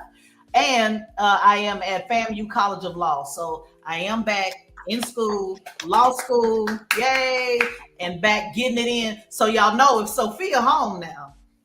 Hey, I want to bring up one point because you guys talked about the online presence of Regina, and you talked about the some of the more superficial. I can say superficial. The online things they're not. I'm gonna say not real, but not real. I want to talk about a real incident that I know of. It happened at a halfway house here in Orlando, when it was halfway house, they got to go to work. So long story short, the guys called up and said, hey, it's going to be this when they was building the arena. They was building the downtown arena. They was tearing down and rebuilding, and people had to stand up and fill out the applications in the halfway house for jobs to go there. When everybody started coming to get in line, the person said, "Hey, if you have a Paramore address, a Paramore zip code, move to the right." And everybody who had a Paramore address moved to the right, and those guys received the jobs first, the best pay, without question. Their qualifications was not, I can hold a hammer, I can hold the saw, whatever. No, I live in District 5, I live in Paramore, you got the job. Regina made sure those guys coming home from prison had jobs immediately in their community, and it came before others. So that's the thing that, that's off the internet, that's offline, that's real shit that nobody ain't see. I happen to know about, I ain't never been in the halfway house thing, but $900 a month, $300 for one bedroom, $900 for another. And HUD increases the guidelines, not the city of Orlando. First of all, I did advocate, but one thing I did, and the reason we had a problem, I don't know her name, but I do remember her, was this. Where I spoke up, spoke truth to power. If you're not a senior, if you're not disabled, I do think that all the vocational programs that I put in place with all the incentives of stipends or whatever, go to work. And then let me take your ass to work. Let me say this one thing. I want to give a shout out to the people in the comments. Shout out to G. So you got a lot of folks watching you, and this is important on what I was trying to tell you the other day. I want to send some love to Leslie Wims, and you might want to bring her on. Let her say a couple of words. Do you know Leslie? So Leslie, don't ring a bell off. You should sit. If you available to get on right quick, sis, she should. So Leslie moves a lot of weight when it comes to Florida. Okay. Leslie, during the debate, I saw your petty ass in the. I meant to text it to you. I said, "Look at Leslie watching." So Leslie does not live in Orlando, but has been very instrumental in Florida governor races, local races, state races. Her and I met just like me and you met, same way. Regina and I met. We usually get into it and then we fall in love. So Leslie, I want to show her love because I've kept my relationship with her. She's brought me down. I've done some training. My relationships in Florida have never left. I've kept in contact with everybody this whole time, which is why we had to do this live to straighten it out. So I just want to send some love to Leslie because she does Florida politics, works a lot with Luke and a lot of stuff on the governor level. We've done a lot of campaigning together. So I just wanted you to show her some love, to let you know that Leslie, we believe in you. We believe in you, Leslie. You know what I'm saying? But hey, man, and y'all have been a great guest. This has been a great show. I appreciate you, Tez, for coming on to, spending your time to, get on this podcast and really share your, shout out to Cheryl Walker. I'm sorry. I'm just trying to say hello to everybody. Cheryl Walker was one of my first volunteers in 2010. Tez is a celebrity. She really is. You're very lucky to have gotten her on there tonight. Oh, Randy, please. I'm just a regular homegirl. I appreciate though, but this is what I'm talking about though. Randy, because that's why we here, G Money. Cheryl Walker was one of my first volunteers at New Covenant in 2008. And she's been riding with me ever since. And that's why, y'all, we had to do this live because when G Money said I didn't have no credentials. Now, wait, hold up one damn minute now. I didn't hear him say that. G, you said that? Yeah, he said that. He did say it. That's why I said, I know you fucking lying. I called him the next day and went smack off. First of all, I did a video. And I posted it on Facebook. I said, I'm trying to come back home in a nice way. You don't get me out the box. So when I heard Tez don't have no credentials, who Tez don't have no credentials? So we fought and tussled and did all that because Florida's my political stomping ground. It's my home. My number's still 407. Ain't shit changed about me. I'm still the same. Orlando made me in politics. I've lived in Chicago, Dallas, Houston, Atlanta. Just moved from Atlanta. I go to New York once a month. I'm in a lot of different places. But when it comes to Orlando, I've always said Orlando was my political stomping ground. So I can't have you running around and talking about. Shout out to Tangelo Park, too. You know what I'm saying? But like I said, Randy don't know Randy just, he think, because I got you on and everything, which Tez is a big deal. She's a very big deal. But, you know what I'm saying, if you check my background, Randy, you know what I'm saying? I mean, no, I'm just saying if you check my background, Randy, I'm running with Rick Ross, I'm running with Jeezy, I'm running with a whole lot. I'm running with him too. I mean, now, why you don't want Randy to see y'all, ladies? This is the problem with these men. This is the problem with these men. Hold on, these men want to compete with you. Hold on, you want to be a baddie like I'm a baddie. Well, look at me, I look good too.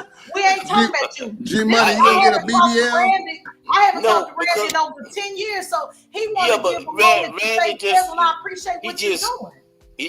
But G-Money got to make it about him. What about me? I'm this, I'm that. I didn't say that. You see, you going into that. What I was saying, you know what I'm saying? Randy he just, you know what I'm saying? I don't want to say he's just a white boy. He don't know my background. I'm just giving him a little my background. Your background ain't my background. Right, but I didn't never use your background. That's why Randy why Randy uplifting me make you feel like Randy talking about your background? I just came after him, Tez. You feel like I you know, I'm hitting you because I just came after him. Type of time. You feel because he's saying that I was directing it at Randy. Somehow you ain't no big deal. Oh my God! I was directing. First of all, I ain't no big deal. Shout out to my man Justin R. Felton. But I am a big deal though. I am her. I didn't say you was not no big deal. But you want Randy to say, well, G-Money, you a He big said deal. G-Money up there with you. G-Money No, G-Money ain't with me though. Y'all on the Mount Rushmore, Orlando. Not politics, he ain't. No, G-Money ain't with me though.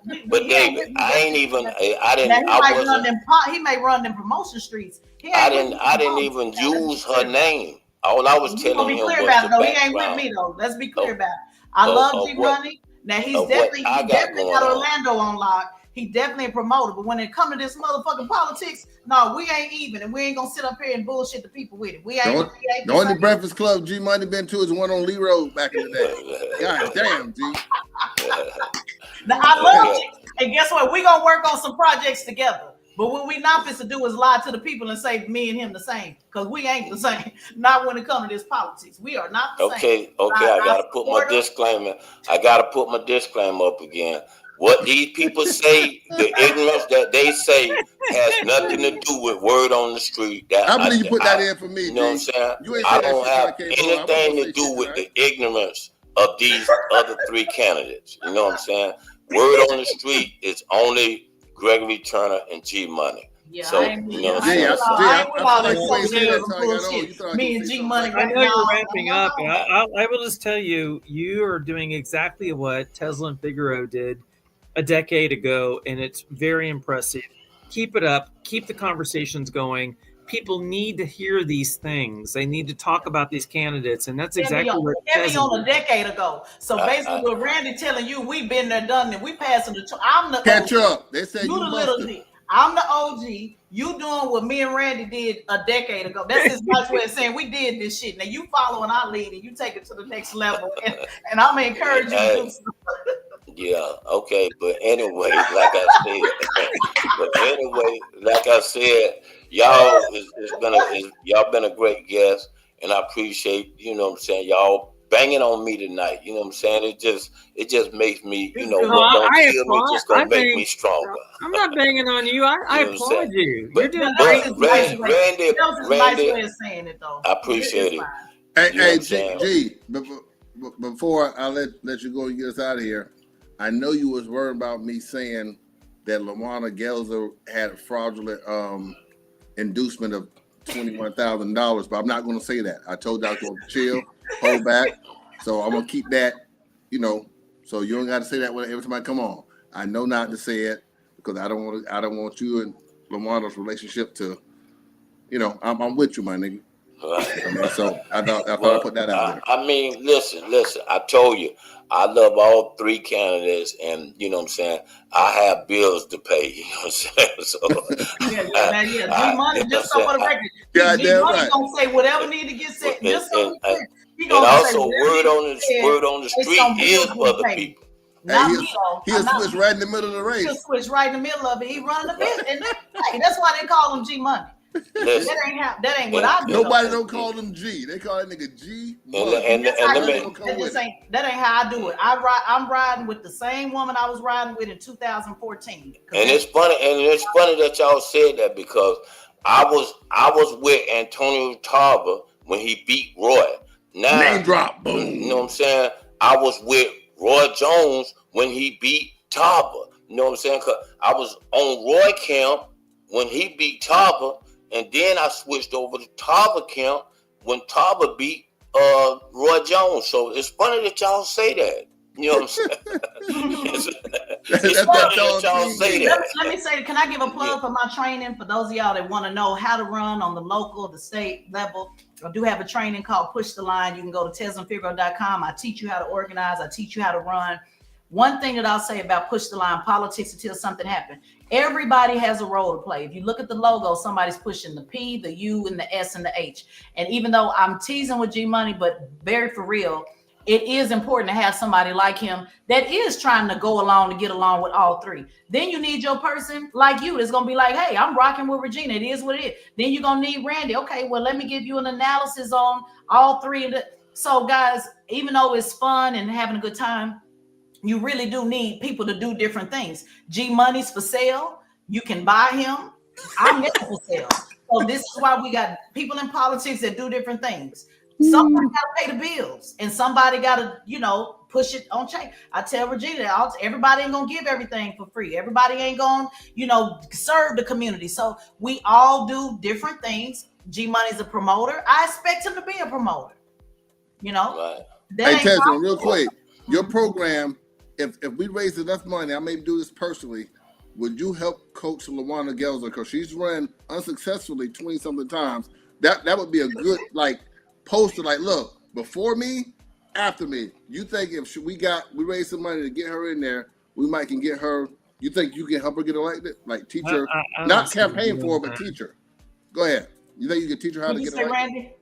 I don't see you doing that. Yeah, I wouldn't do that. You couldn't pay me enough. And the reason why is because, again,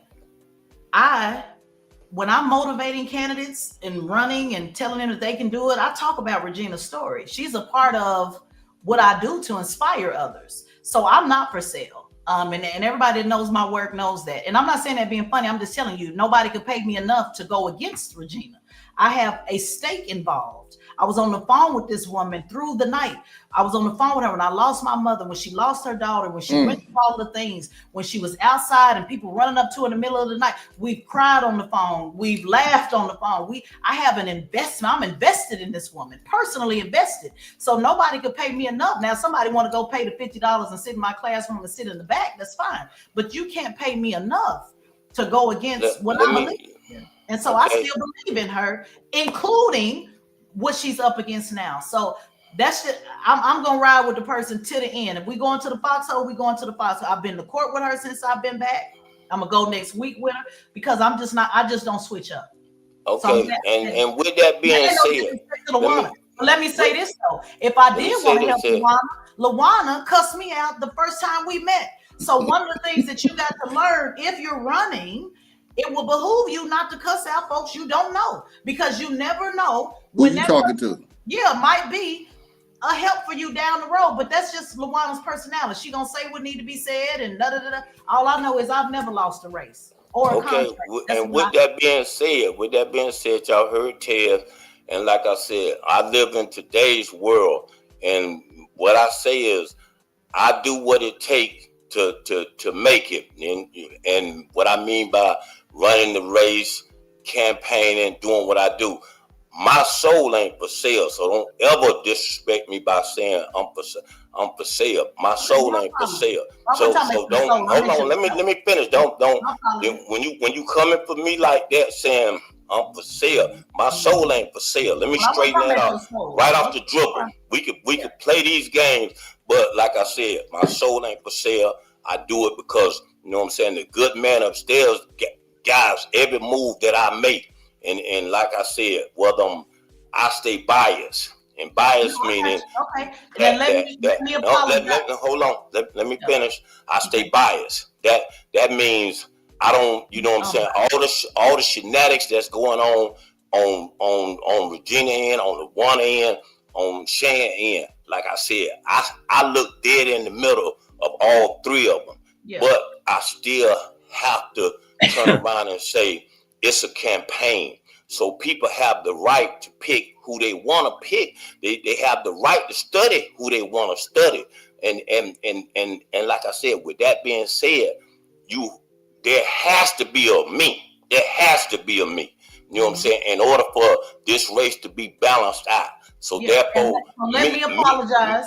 Let me apologize. What I'm doing, my soul ain't for sale. Okay, well, let me apologize, but I did not say soul. But if that's what you heard, if you heard that that's what that insinuated, then I apologize. Just like when you said I didn't have no credentials, you said that wasn't what you meant, but that's what I heard. Sale is sale. So however you know that wasn't what I meant. Your voice can be for sale, G. Let me finish. There's context to everything. So again, if that's how you took it, I apologize because I wasn't talking about your soul. What I meant for sale means advertisement, just like you done ran Lawana's advertisement on this show, or candidates can get certain advertisements. What I'm saying on my show, can't nobody buy nothing. He was asking me, could I be hired to work for Lawana? And what I meant with that, the context is what I'm saying is you could not hire me to go against Lawana. You can't hire to get no advertising on no show. You can't whatever because I am for Regina. That's what I meant. I'm not unbiased. I respect. So I apologize if that's how you took it, because I wasn't talking about your soul. I was saying there's nothing. I think G missed the context. I think she said it well, G. I think you missed the context. And I don't think Lawana could afford Tezlyn. Yeah, G. I was basically asking her, would she sell out and do a program to help her get elected if we raise enough money? So that it was the context of it. She was saying that. Okay, well, I like I said, if I take it wrong, like I said, I'm just going. Like I said, I apologize. Everybody gets to receive it how they heard it, and if that's how you heard it, I know how to apologize. Just like you apologize to me. We started at the show with you apologize to me. I'm not too. G-Money, you are absolutely 10 years later. You are Tezlyn Figaro 2.0. You're doing exactly what she did back in the day, long before she became a national, treasure, if you will, in her comments regarding Bernie Sanders and Trump and everything else. Bernie who?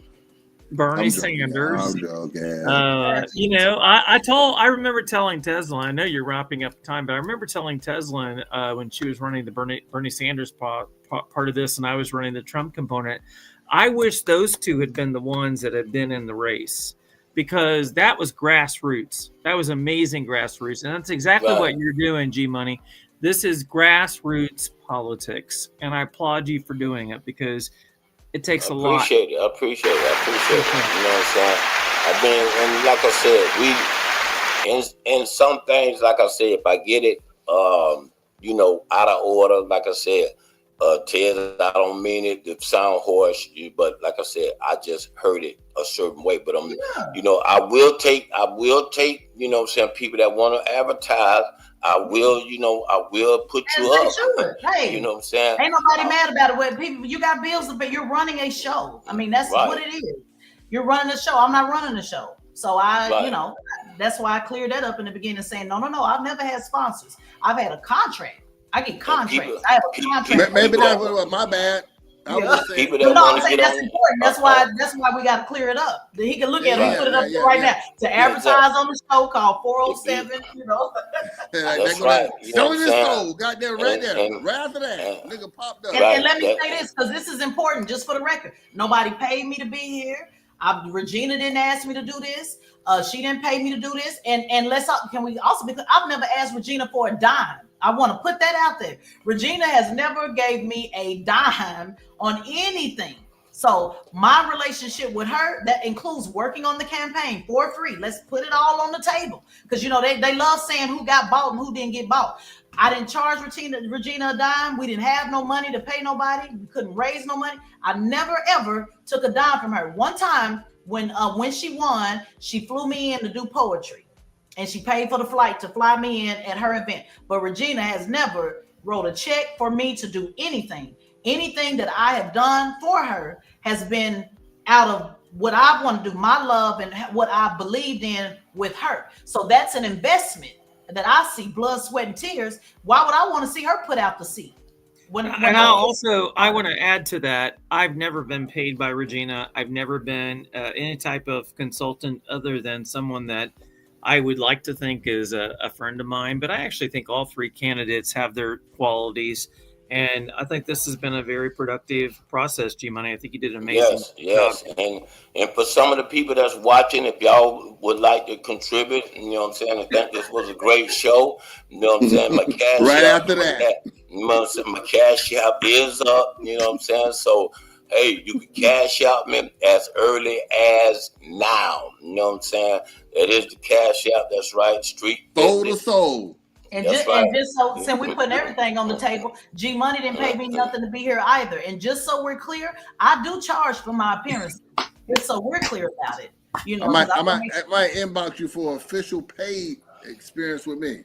Yeah, no, but I want to make that clear because I don't need G Money saying I sent him a rider and I did. No, I just rock with you. That's all. Shout out to Tavares in the building, McCurdy. Tavares McCurdy. All right. Shout out to my dog Tavares. I see you, boy.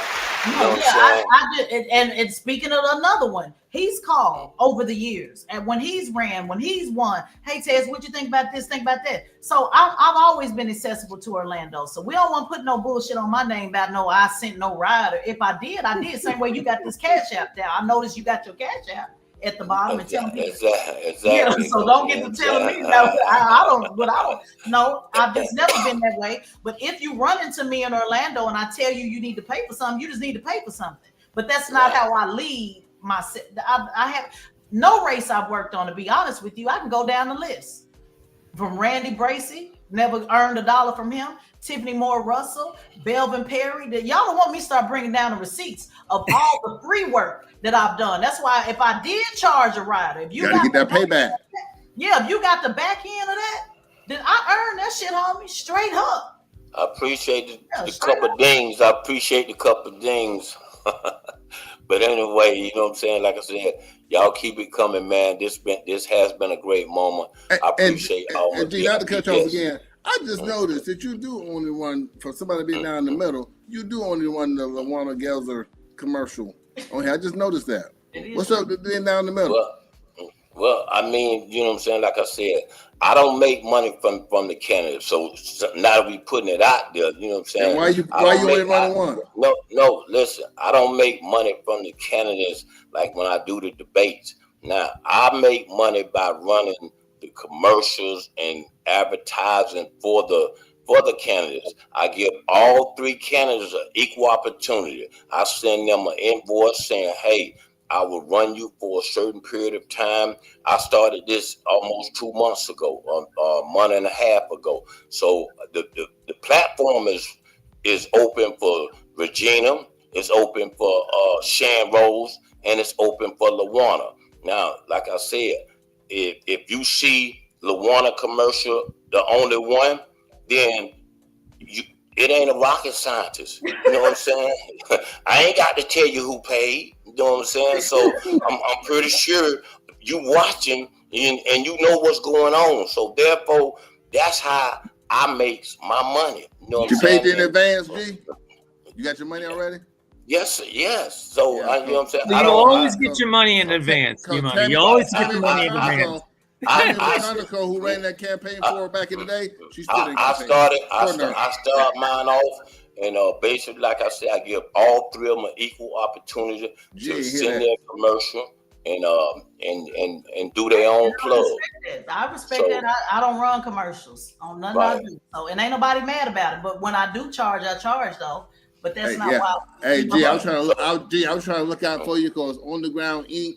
still in court trying to get paid. So I just listen, I have nothing to do with no previous things that went on with. Oh, I like how you slid that in there. You know what I'm saying? We're still on there. I have nothing to do with nothing that's going on with any of their cases of any Shan Rose, Regina Hill. I have nothing to do with that. I give them an opportunity to be a guest and to run on the show. Now, I would love to get Regina on the platform.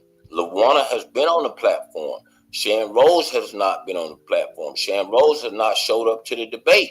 You know what I'm saying? So they all have the, like I said, we here for the people, man. We not just here for y'all. We here for the candidates, and we here for the people.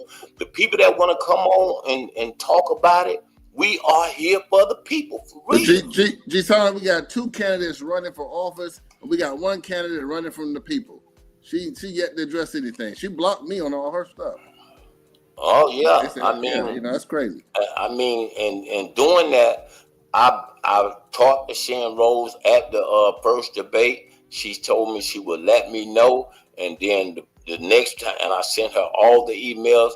And now here it is. She has someone show up at the debate, and I gave her space to talk on the thing, and they booed her. They said they booed her off the stage. Yeah. They booed her off the stage. I have never seen anything like it. Yes. I've never seen it. You know this, Brandon. You know how D5 is. So you know we did this. You know how D5 is. I told you my dad. You never even got a chance to say a word. Yeah, they don't want to hear it. These people rock with Regina. Shout out to Mark. Yeah, they do. It's funny that you say that, because what happened, the girl came to me in the back and she said, gee, I need to, Shan is not going to make it, because, and I looked at her and I said, ma'am, you don't need to be talking to me. I'm going to give you 5 minutes of fame.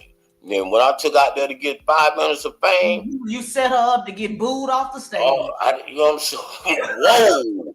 What came for her, Randy? You seen it?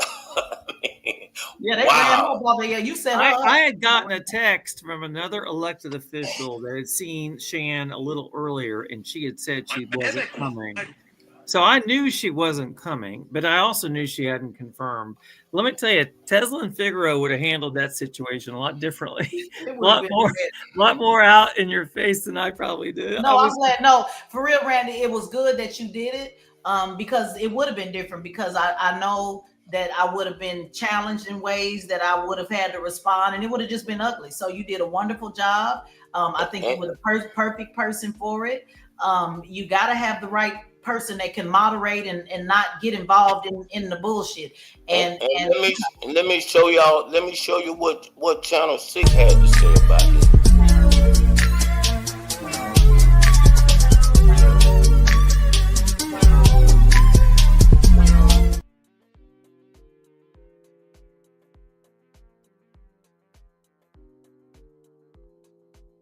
I'm your Paramore community correspondent, Jarrell Baker, right outside of the John Jackson Neighborhood Center, where District 5 candidates are inside for a heated debate. Now, that also includes former Orlando City Commissioner Regina Hill, who lost her seat last year after she was suspended by Governor Ron DeSantis. Thank you very much, Interim Commissioner Rose, but your services are no longer needed. Wednesday night, dozens packed out a heated debate between District 5 candidates, former Orlando City Commissioner Regina Hill and community activist Luana Gelzer. And I believe if you continue to give money to something that's failing us, we will get the same results. Hill lost her seat last year when Governor Ron DeSantis suspended her after she was accused of exploiting an elderly woman and using more than $100,000 of her life savings on personal luxuries and a home. Hill says that she's innocent. Gelzer pointed out how she's yet to face trial. Count 1, exploitation of the elderly person or disabled person. Count 2, Gelzer has worked on environmental and hurricane preparedness projects, including testing air quality in Paramore, but she has yet to win public office, placing fourth in last year's special election for the District 5 seat. As soon as I get back to City Hall, I want to make sure that we put some type of local small business opportunity program together that mimics what Orange County is doing. People living in Paramore pressed the candidates on infrastructure, code enforcement, rent increases, and community revitalization. The interim commissioner, Shan Rose, a former city employee who replaced Hill in a special election, missed the debate for a second time. A representative for Rose came but was booed out by the crowd. Election day is November 4th. In Paramore, Jarrell Baker, News 6. That man said she was booed out of the crowd. It's the truth. I can't make this up. It's a fact. It happened. Hey, I can't make this up. Gee, speaker can't make stuff up. 35, Sentinel, all of them. You know what I'm saying? Yeah, I'm glad you went on it this time. Speaking of Can't Make It Up, real quick, I'm glad you went on this time because there was someone trying to do a small podcast somewhere. You may know the guy, affiliate of Shan Rose, has been inboxing people, friends of mine, people on my timeline on my Facebook with this message, trying to find information out about myself. See that? See your narrative, G Money. You know what I mean? Well, I explained earlier, big. You know what I'm saying? People right now, you know what I'm saying, with what I'm doing is burning the community up so bad to some of these little podcasters. They want to get a piece of this and they don't know how to do it. They don't know what to do. A guy called me today and he want a piece of it. But, you know, like I said, this is not something that you really want to be in. But these little podcasters, they mini-me's, they trying to be like me. They're trying to dig up dirt on you. I just showed you that inbox. Exactly. I gotta tell you, G Money, that's exactly what Tezlyn was doing a decade ago. There weren't even things like. In other words, Randy saying you doing what we did. That's Randy reminding you again that you. They're too late. Toot your horn. G, real quick, was it this guy? Tezlyn led that charge. Let me tell you. Yeah. G Money, but I'm glad you took it because Randy gonna remind you of that though. We worked hard though to get the message out, but no, I just saying again, we got to be careful. You know, basically what Randy's saying is everything we doing ain't nothing new. You know, people done it. They done it before. It's a question of if you saying you doing it the best right now, G Money, you got people then we don't have to call them little podcasts because I'm not calling you a little podcast. You know, everybody everybody is in a conversation. Everybody. Well, you know what I'm saying. Let me rephrase it. Little podcasts. You know what I'm saying. Like I said, if you ain't with me, then you against me. So straight up, they little podcasts when it comes to me. Okay, you know I'm not bragging. I'm boasting. There's a difference between bragging and boasting. I'm boasting. I'm yanking my chain because you know what I'm saying. I got that shit on. You know what I'm saying. And they need to get that shit on if they want to get on my level. You know what I'm saying? Step your game up. There's levels to this shit. You know what I'm saying? Straight up. There's levels to this shit. So to the little podcasters, once I go back to that, you know what I'm saying? Because I'm not afraid to say little podcasters. I don't do that. I understand. You run your program how you want to run. And if they're coming on telling me not to bring a guest on, and then this guest happened to be, you know, like I said, well-mannered, and, you know, like I said, he did his thing. I respect him. So, hey, man, and he has a podcast. So, therefore, you know what I'm saying, shout out to David Stone. We're going to do some things together. But like I said, some of these other ones that's trying to follow what David Stone doing and what Gregory Turner, Word on the Streets doing, but we've been doing this here. We got 30 years in the game. I ain't got to really, you know what I'm saying? Some people know my resume. People know what I done. You know what I'm saying? So, like I said, one thing about when you start entrepreneuring and being on your own, you got more people that's going to be against you than with you. So you got to put God first. And therefore, I put him first. And, hey, man, if God is with you, then who could be against you? Mm-hmm. So straight up. Anyway, y'all been a great guest for me tonight. Y'all did y'all thing. Y'all tore into my ass tonight. You know what I'm saying? I did not. I didn't either. Well, Tez, I'm gonna go with Tez. Yeah, she told into me, and big shout out to all her supporters. When you brought her on the show, you knew what you were facing. Right. Listen, I put on a jacket and buttoned it all the way up because I kind of knew what was gonna happen. You know knew what I'm saying? It was coming. I knew it was coming. All those sides, I think I did good. And I'm glad to be back home.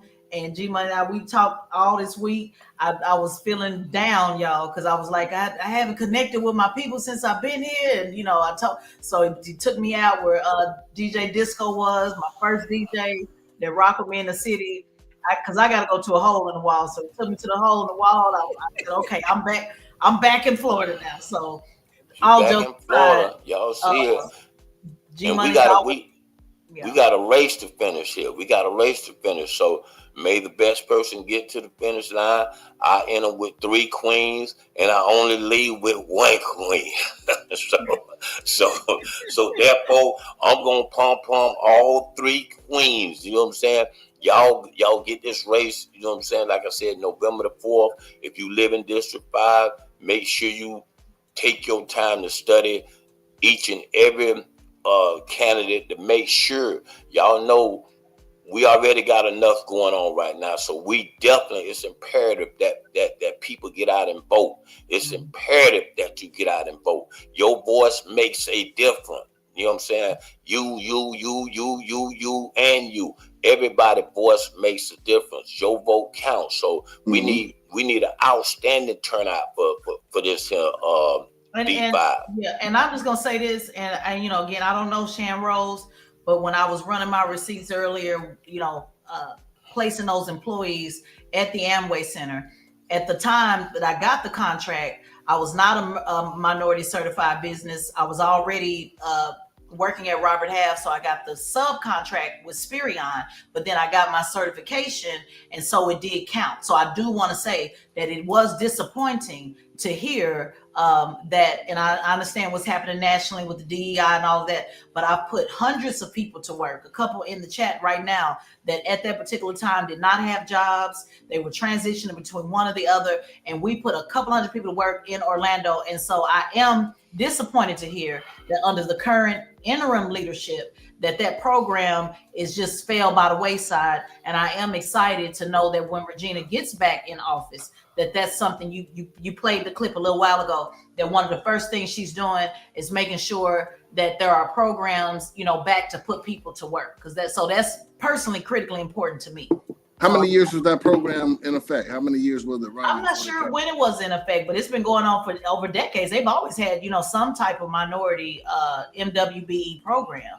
And there's challenges that we have with that, even at the time, you know, who qualifies for that. But just for the record, white women typically benefit from that more so than African Americans. You know, there's a larger conversation we can have about that. There's a lot of work of improvement of what that program should do, and the outcome, more importantly, meaning if you are going to be a part of a program, a certification program, let's run the numbers on the outcome. How many people are actually getting put to work? Where's the money? Are there apprenticeship programs? You know, so there's a lot of work, to answer your question, that needs to happen on that policy. But to not have nothing in its place in this particular, I do find that very troubling. Right. Yeah, and that was what I was saying the other night, G. That's the difference between, I said, Shan may be a good manager, but it's different between being a manager and a leader. I think that she probably is a good manager. She comes off as someone who can be meticulous and managerial, but leadership is a different thing. Like you said, you know, that program right there under right leadership, I don't see that going away. You know, if you're just managing, a lot of things can happen because you're not taking the lead. Well, I mean, and it was imperative that Shan really be there. They know what I did. I made a claim in District 5, the last election when Regina was suspended.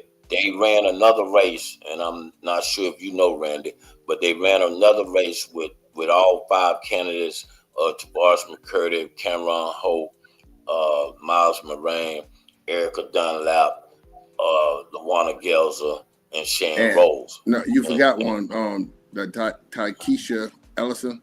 Yeah. Yeah, but they probably threw her out for right. But they ran that race. Fight her evictions or something, I don't know. They ran that race, and out of that race, my debate was the hottest debate in the city that time.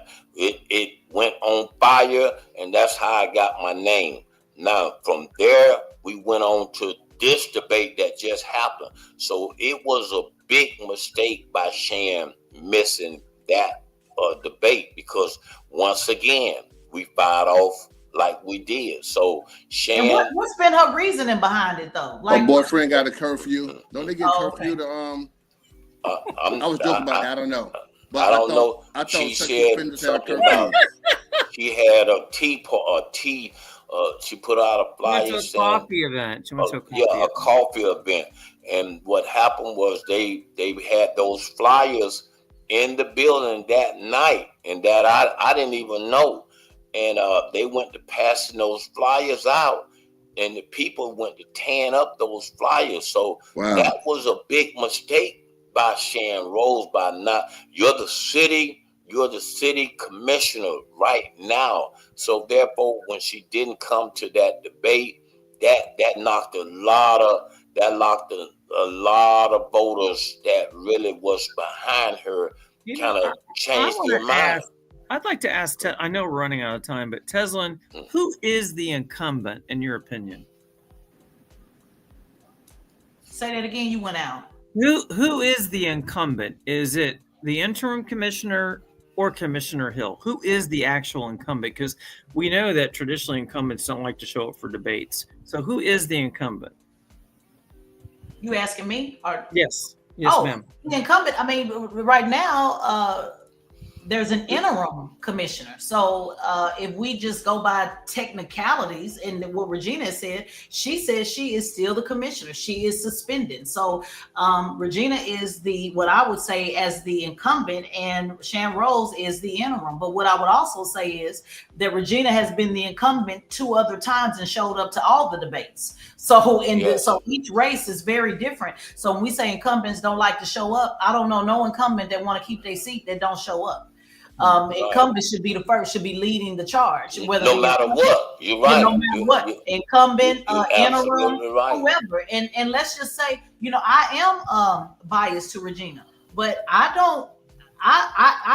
am a voter, in her district. So I don't know what her platform is. I didn't get a chance to, I'm just saying from my standpoint, I didn't get a chance to hear what she had to say or how she felt. And there's something in this game called minimize your enemies and maximize your friends. So one thing also, when you're moving, it's just what I train people on. When you're moving through, and I talk to Regina about it all the time, and we go back and forth about it. You don't want to make problems for yourself.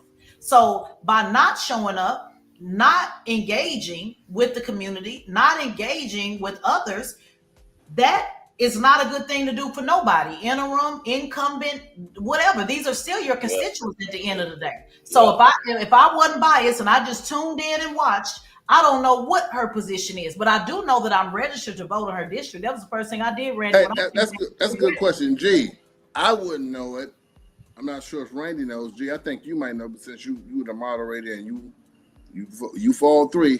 What is she running on? What is her stance? I have no idea. Who you saying? Shan? Yes. You saying ask your question. What's her position? What's she running on? Like you said. Well, I mean, what I'm saying to you is, I think because I went to the first debate, and all 3 of them was there. They done that at the church, the St. John Church. And now, in that room, people came to see Sharon Rose and Regina. That was supposed to be in the battle. Now, throughout that night, Sharon got no kind of applause. So whether that dimmed her spirit, because when people left that room, it was about Regina Hill and LaWanna Gelser. But people came in the room to see Sharon Rose versus Regina. Now, when that fight was over, it was because Sharon had some Jones High people, Jones High student that she brought, to the race. They saw them upstairs. Now, these people was supposed to clap for Sharon Rose.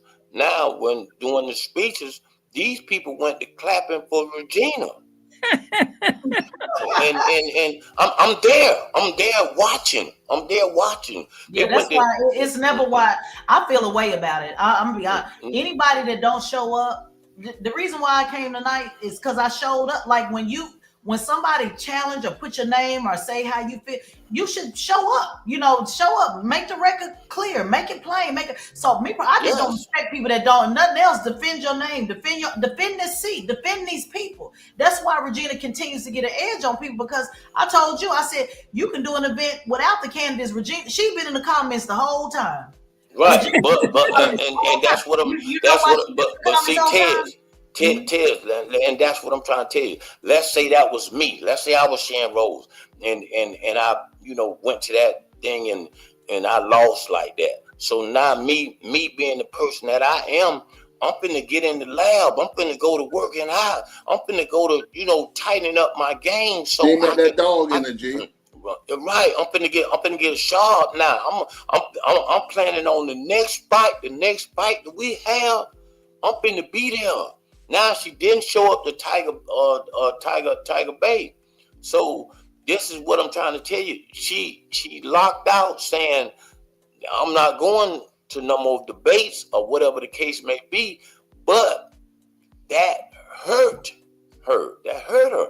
Because I can tell you, and I know we're going long, but one thing I learned through Tezlyn's tutelage, if you will, and trying to explain to me District 5, they want a fighter. They want someone that debate the other night. You got to have a fighter, and it's not like District 4 or anything. They want a fighter, and I think Tezlyn trained Regina. I think that the streets also helped Regina based on her background, but Tezlyn trained a fighter, and as a result, when that event when that started out, I remember almost from the very beginning of the debate, Regina came over and she was upset about the rebuttal and process. They ran with that because Regina is not that frail person I met in the beginning. She was ready to. She ran that crowd. She took them to church. Like I said. Exactly. I want to say this because I know Regina over there saying the Tezlyn ain't trained me. I know she over there talking. Hey, I'm thinking the same thing. So let me clear this up because I ain't supposed to be, me and Regina ain't supposed to be fighting tonight. Regina we met by her and our fighting. What I would say to that, and thank you, Randy, because I ain't got time for Regina because I already know she's sitting over there talking shit. I know she's thinking the same thing. They trained me to do a damn thing and whatever. We ain't supposed to be following that. That's what we here for. But what I would say is, and we did talk about this, and I've done with her and Nina Turner and Ben Crump and so many others.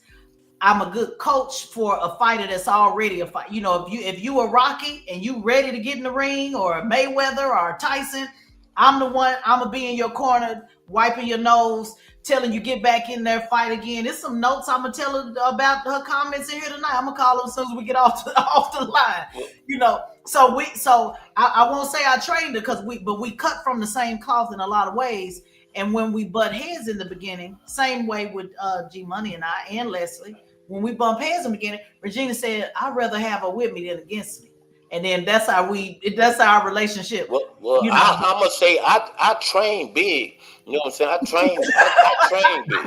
You know what I'm saying? And a lot of times, you know what I'm saying, when you saying it like that, I train big. It ain't that I train him.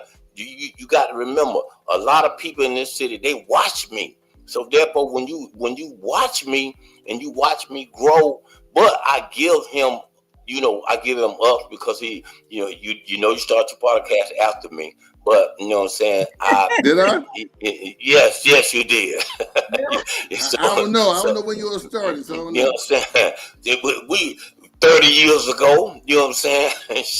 I told you like that. I think I might have been before you even back then, G. Yeah, right. You know what I'm saying? But anyway, I trained him, and I trained a lot of these other people. They, by watching, sometimes is training.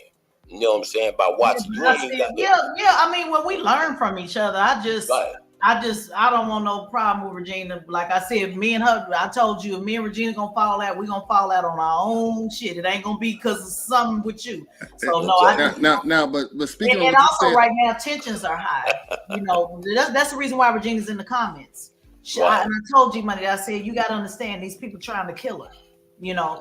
She's not gonna just let somebody run with a narrative. She's gonna be on higher alert, because she feels, and rightfully so, that something got taken from her, and the people feel that something got taken from them. So she's gonna be high alert, meaning one little thing you say can make her, just like she understand. I don't have to do it. I'm gonna talk. Just let's all pipe down, So where she's at with it, she's heightened about this, and so I don't want her to feel any kind of way about nothing. And she know what Randy meant. You know, Regina's Regina.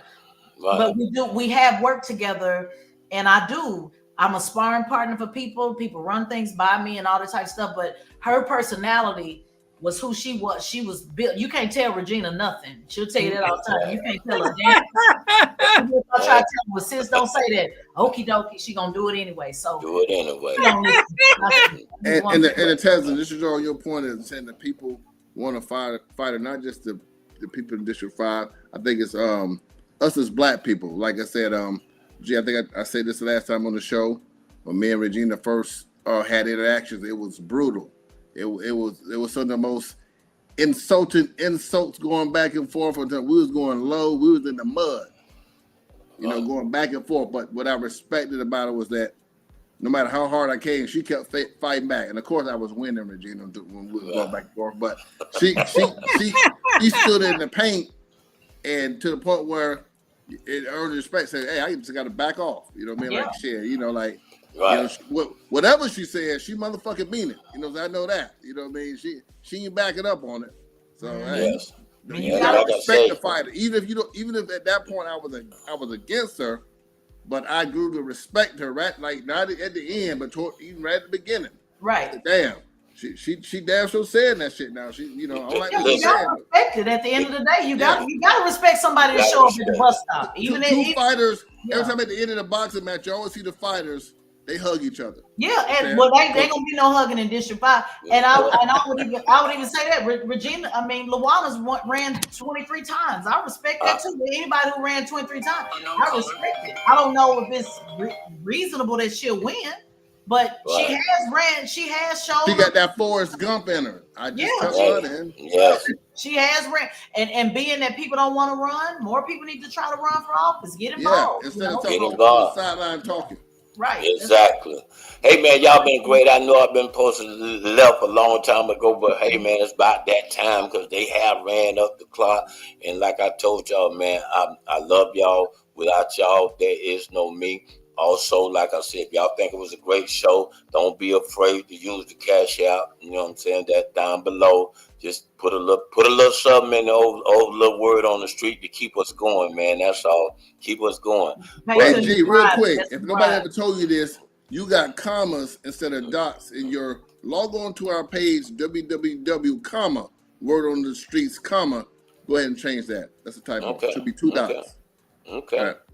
I will. Okay, I got you, sir. With that being said, man, it's been a great night.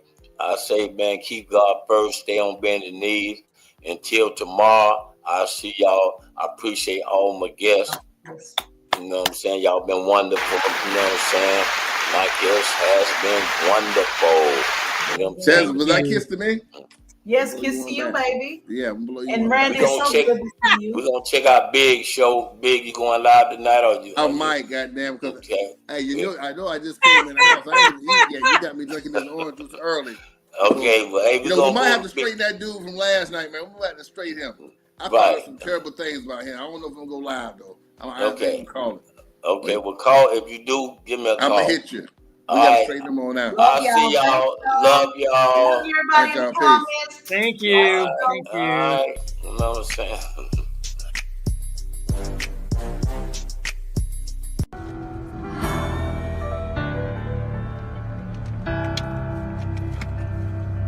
Coronavirus, huh? People create, boy. Oh, we that blind people wake up. Come on now. Coronavirus, another plan gone wrong with the government. So they trying to hide it. Another way to distract us and keep us unaware from the problem. It must be big, cause now they killing people to justify this lie. Got you running around crazy, spending your little tax money. Kids ain't going to school for 3 weeks. Buy tax money, we doing what they asked of us and looking like crash dummies. Meanwhile, they dropping stuff in the air that make us act funny. And I don't think I know it all, man. I ain't even 30 yet. But I know enough to know when somebody else doing some dirty shh. Stock market's going down, business getting shut down. Trump offer $1,000 like that's enough money. Wow, they ain't enough to pay your rent, not to mention your other bills or the fact that they target the ones that keep us on track for real, like grandmas and grandpas, our mamas and our daddies too, the ones that actually pay attention, give us us the game. They watch the news. They look at them like old fools, but they doing what we trying to do. We walking around like phone zombies. Without them, we bound to lose. Let's say I'm wrong. I could be wrong. So if I'm wrong, I take that. But if I'm right, why not take precautions? So we don't face that. I might not know what it is, but I'm knowing it's more than what appear. I'm knowing it's more than what they saying, and I hope y'all know it's not a game. We taking losses all across of what we call United States. Black people, we used to that, but it's not about race. That's not the case. I know we used to being divided, but right now ain't the time to hate. Stay prayed up and keep your faith. We could be in our last days. I said we could be in our last days. Stay prayed up and keep your faith. We could be in our last days. Trendsetter, Hitman.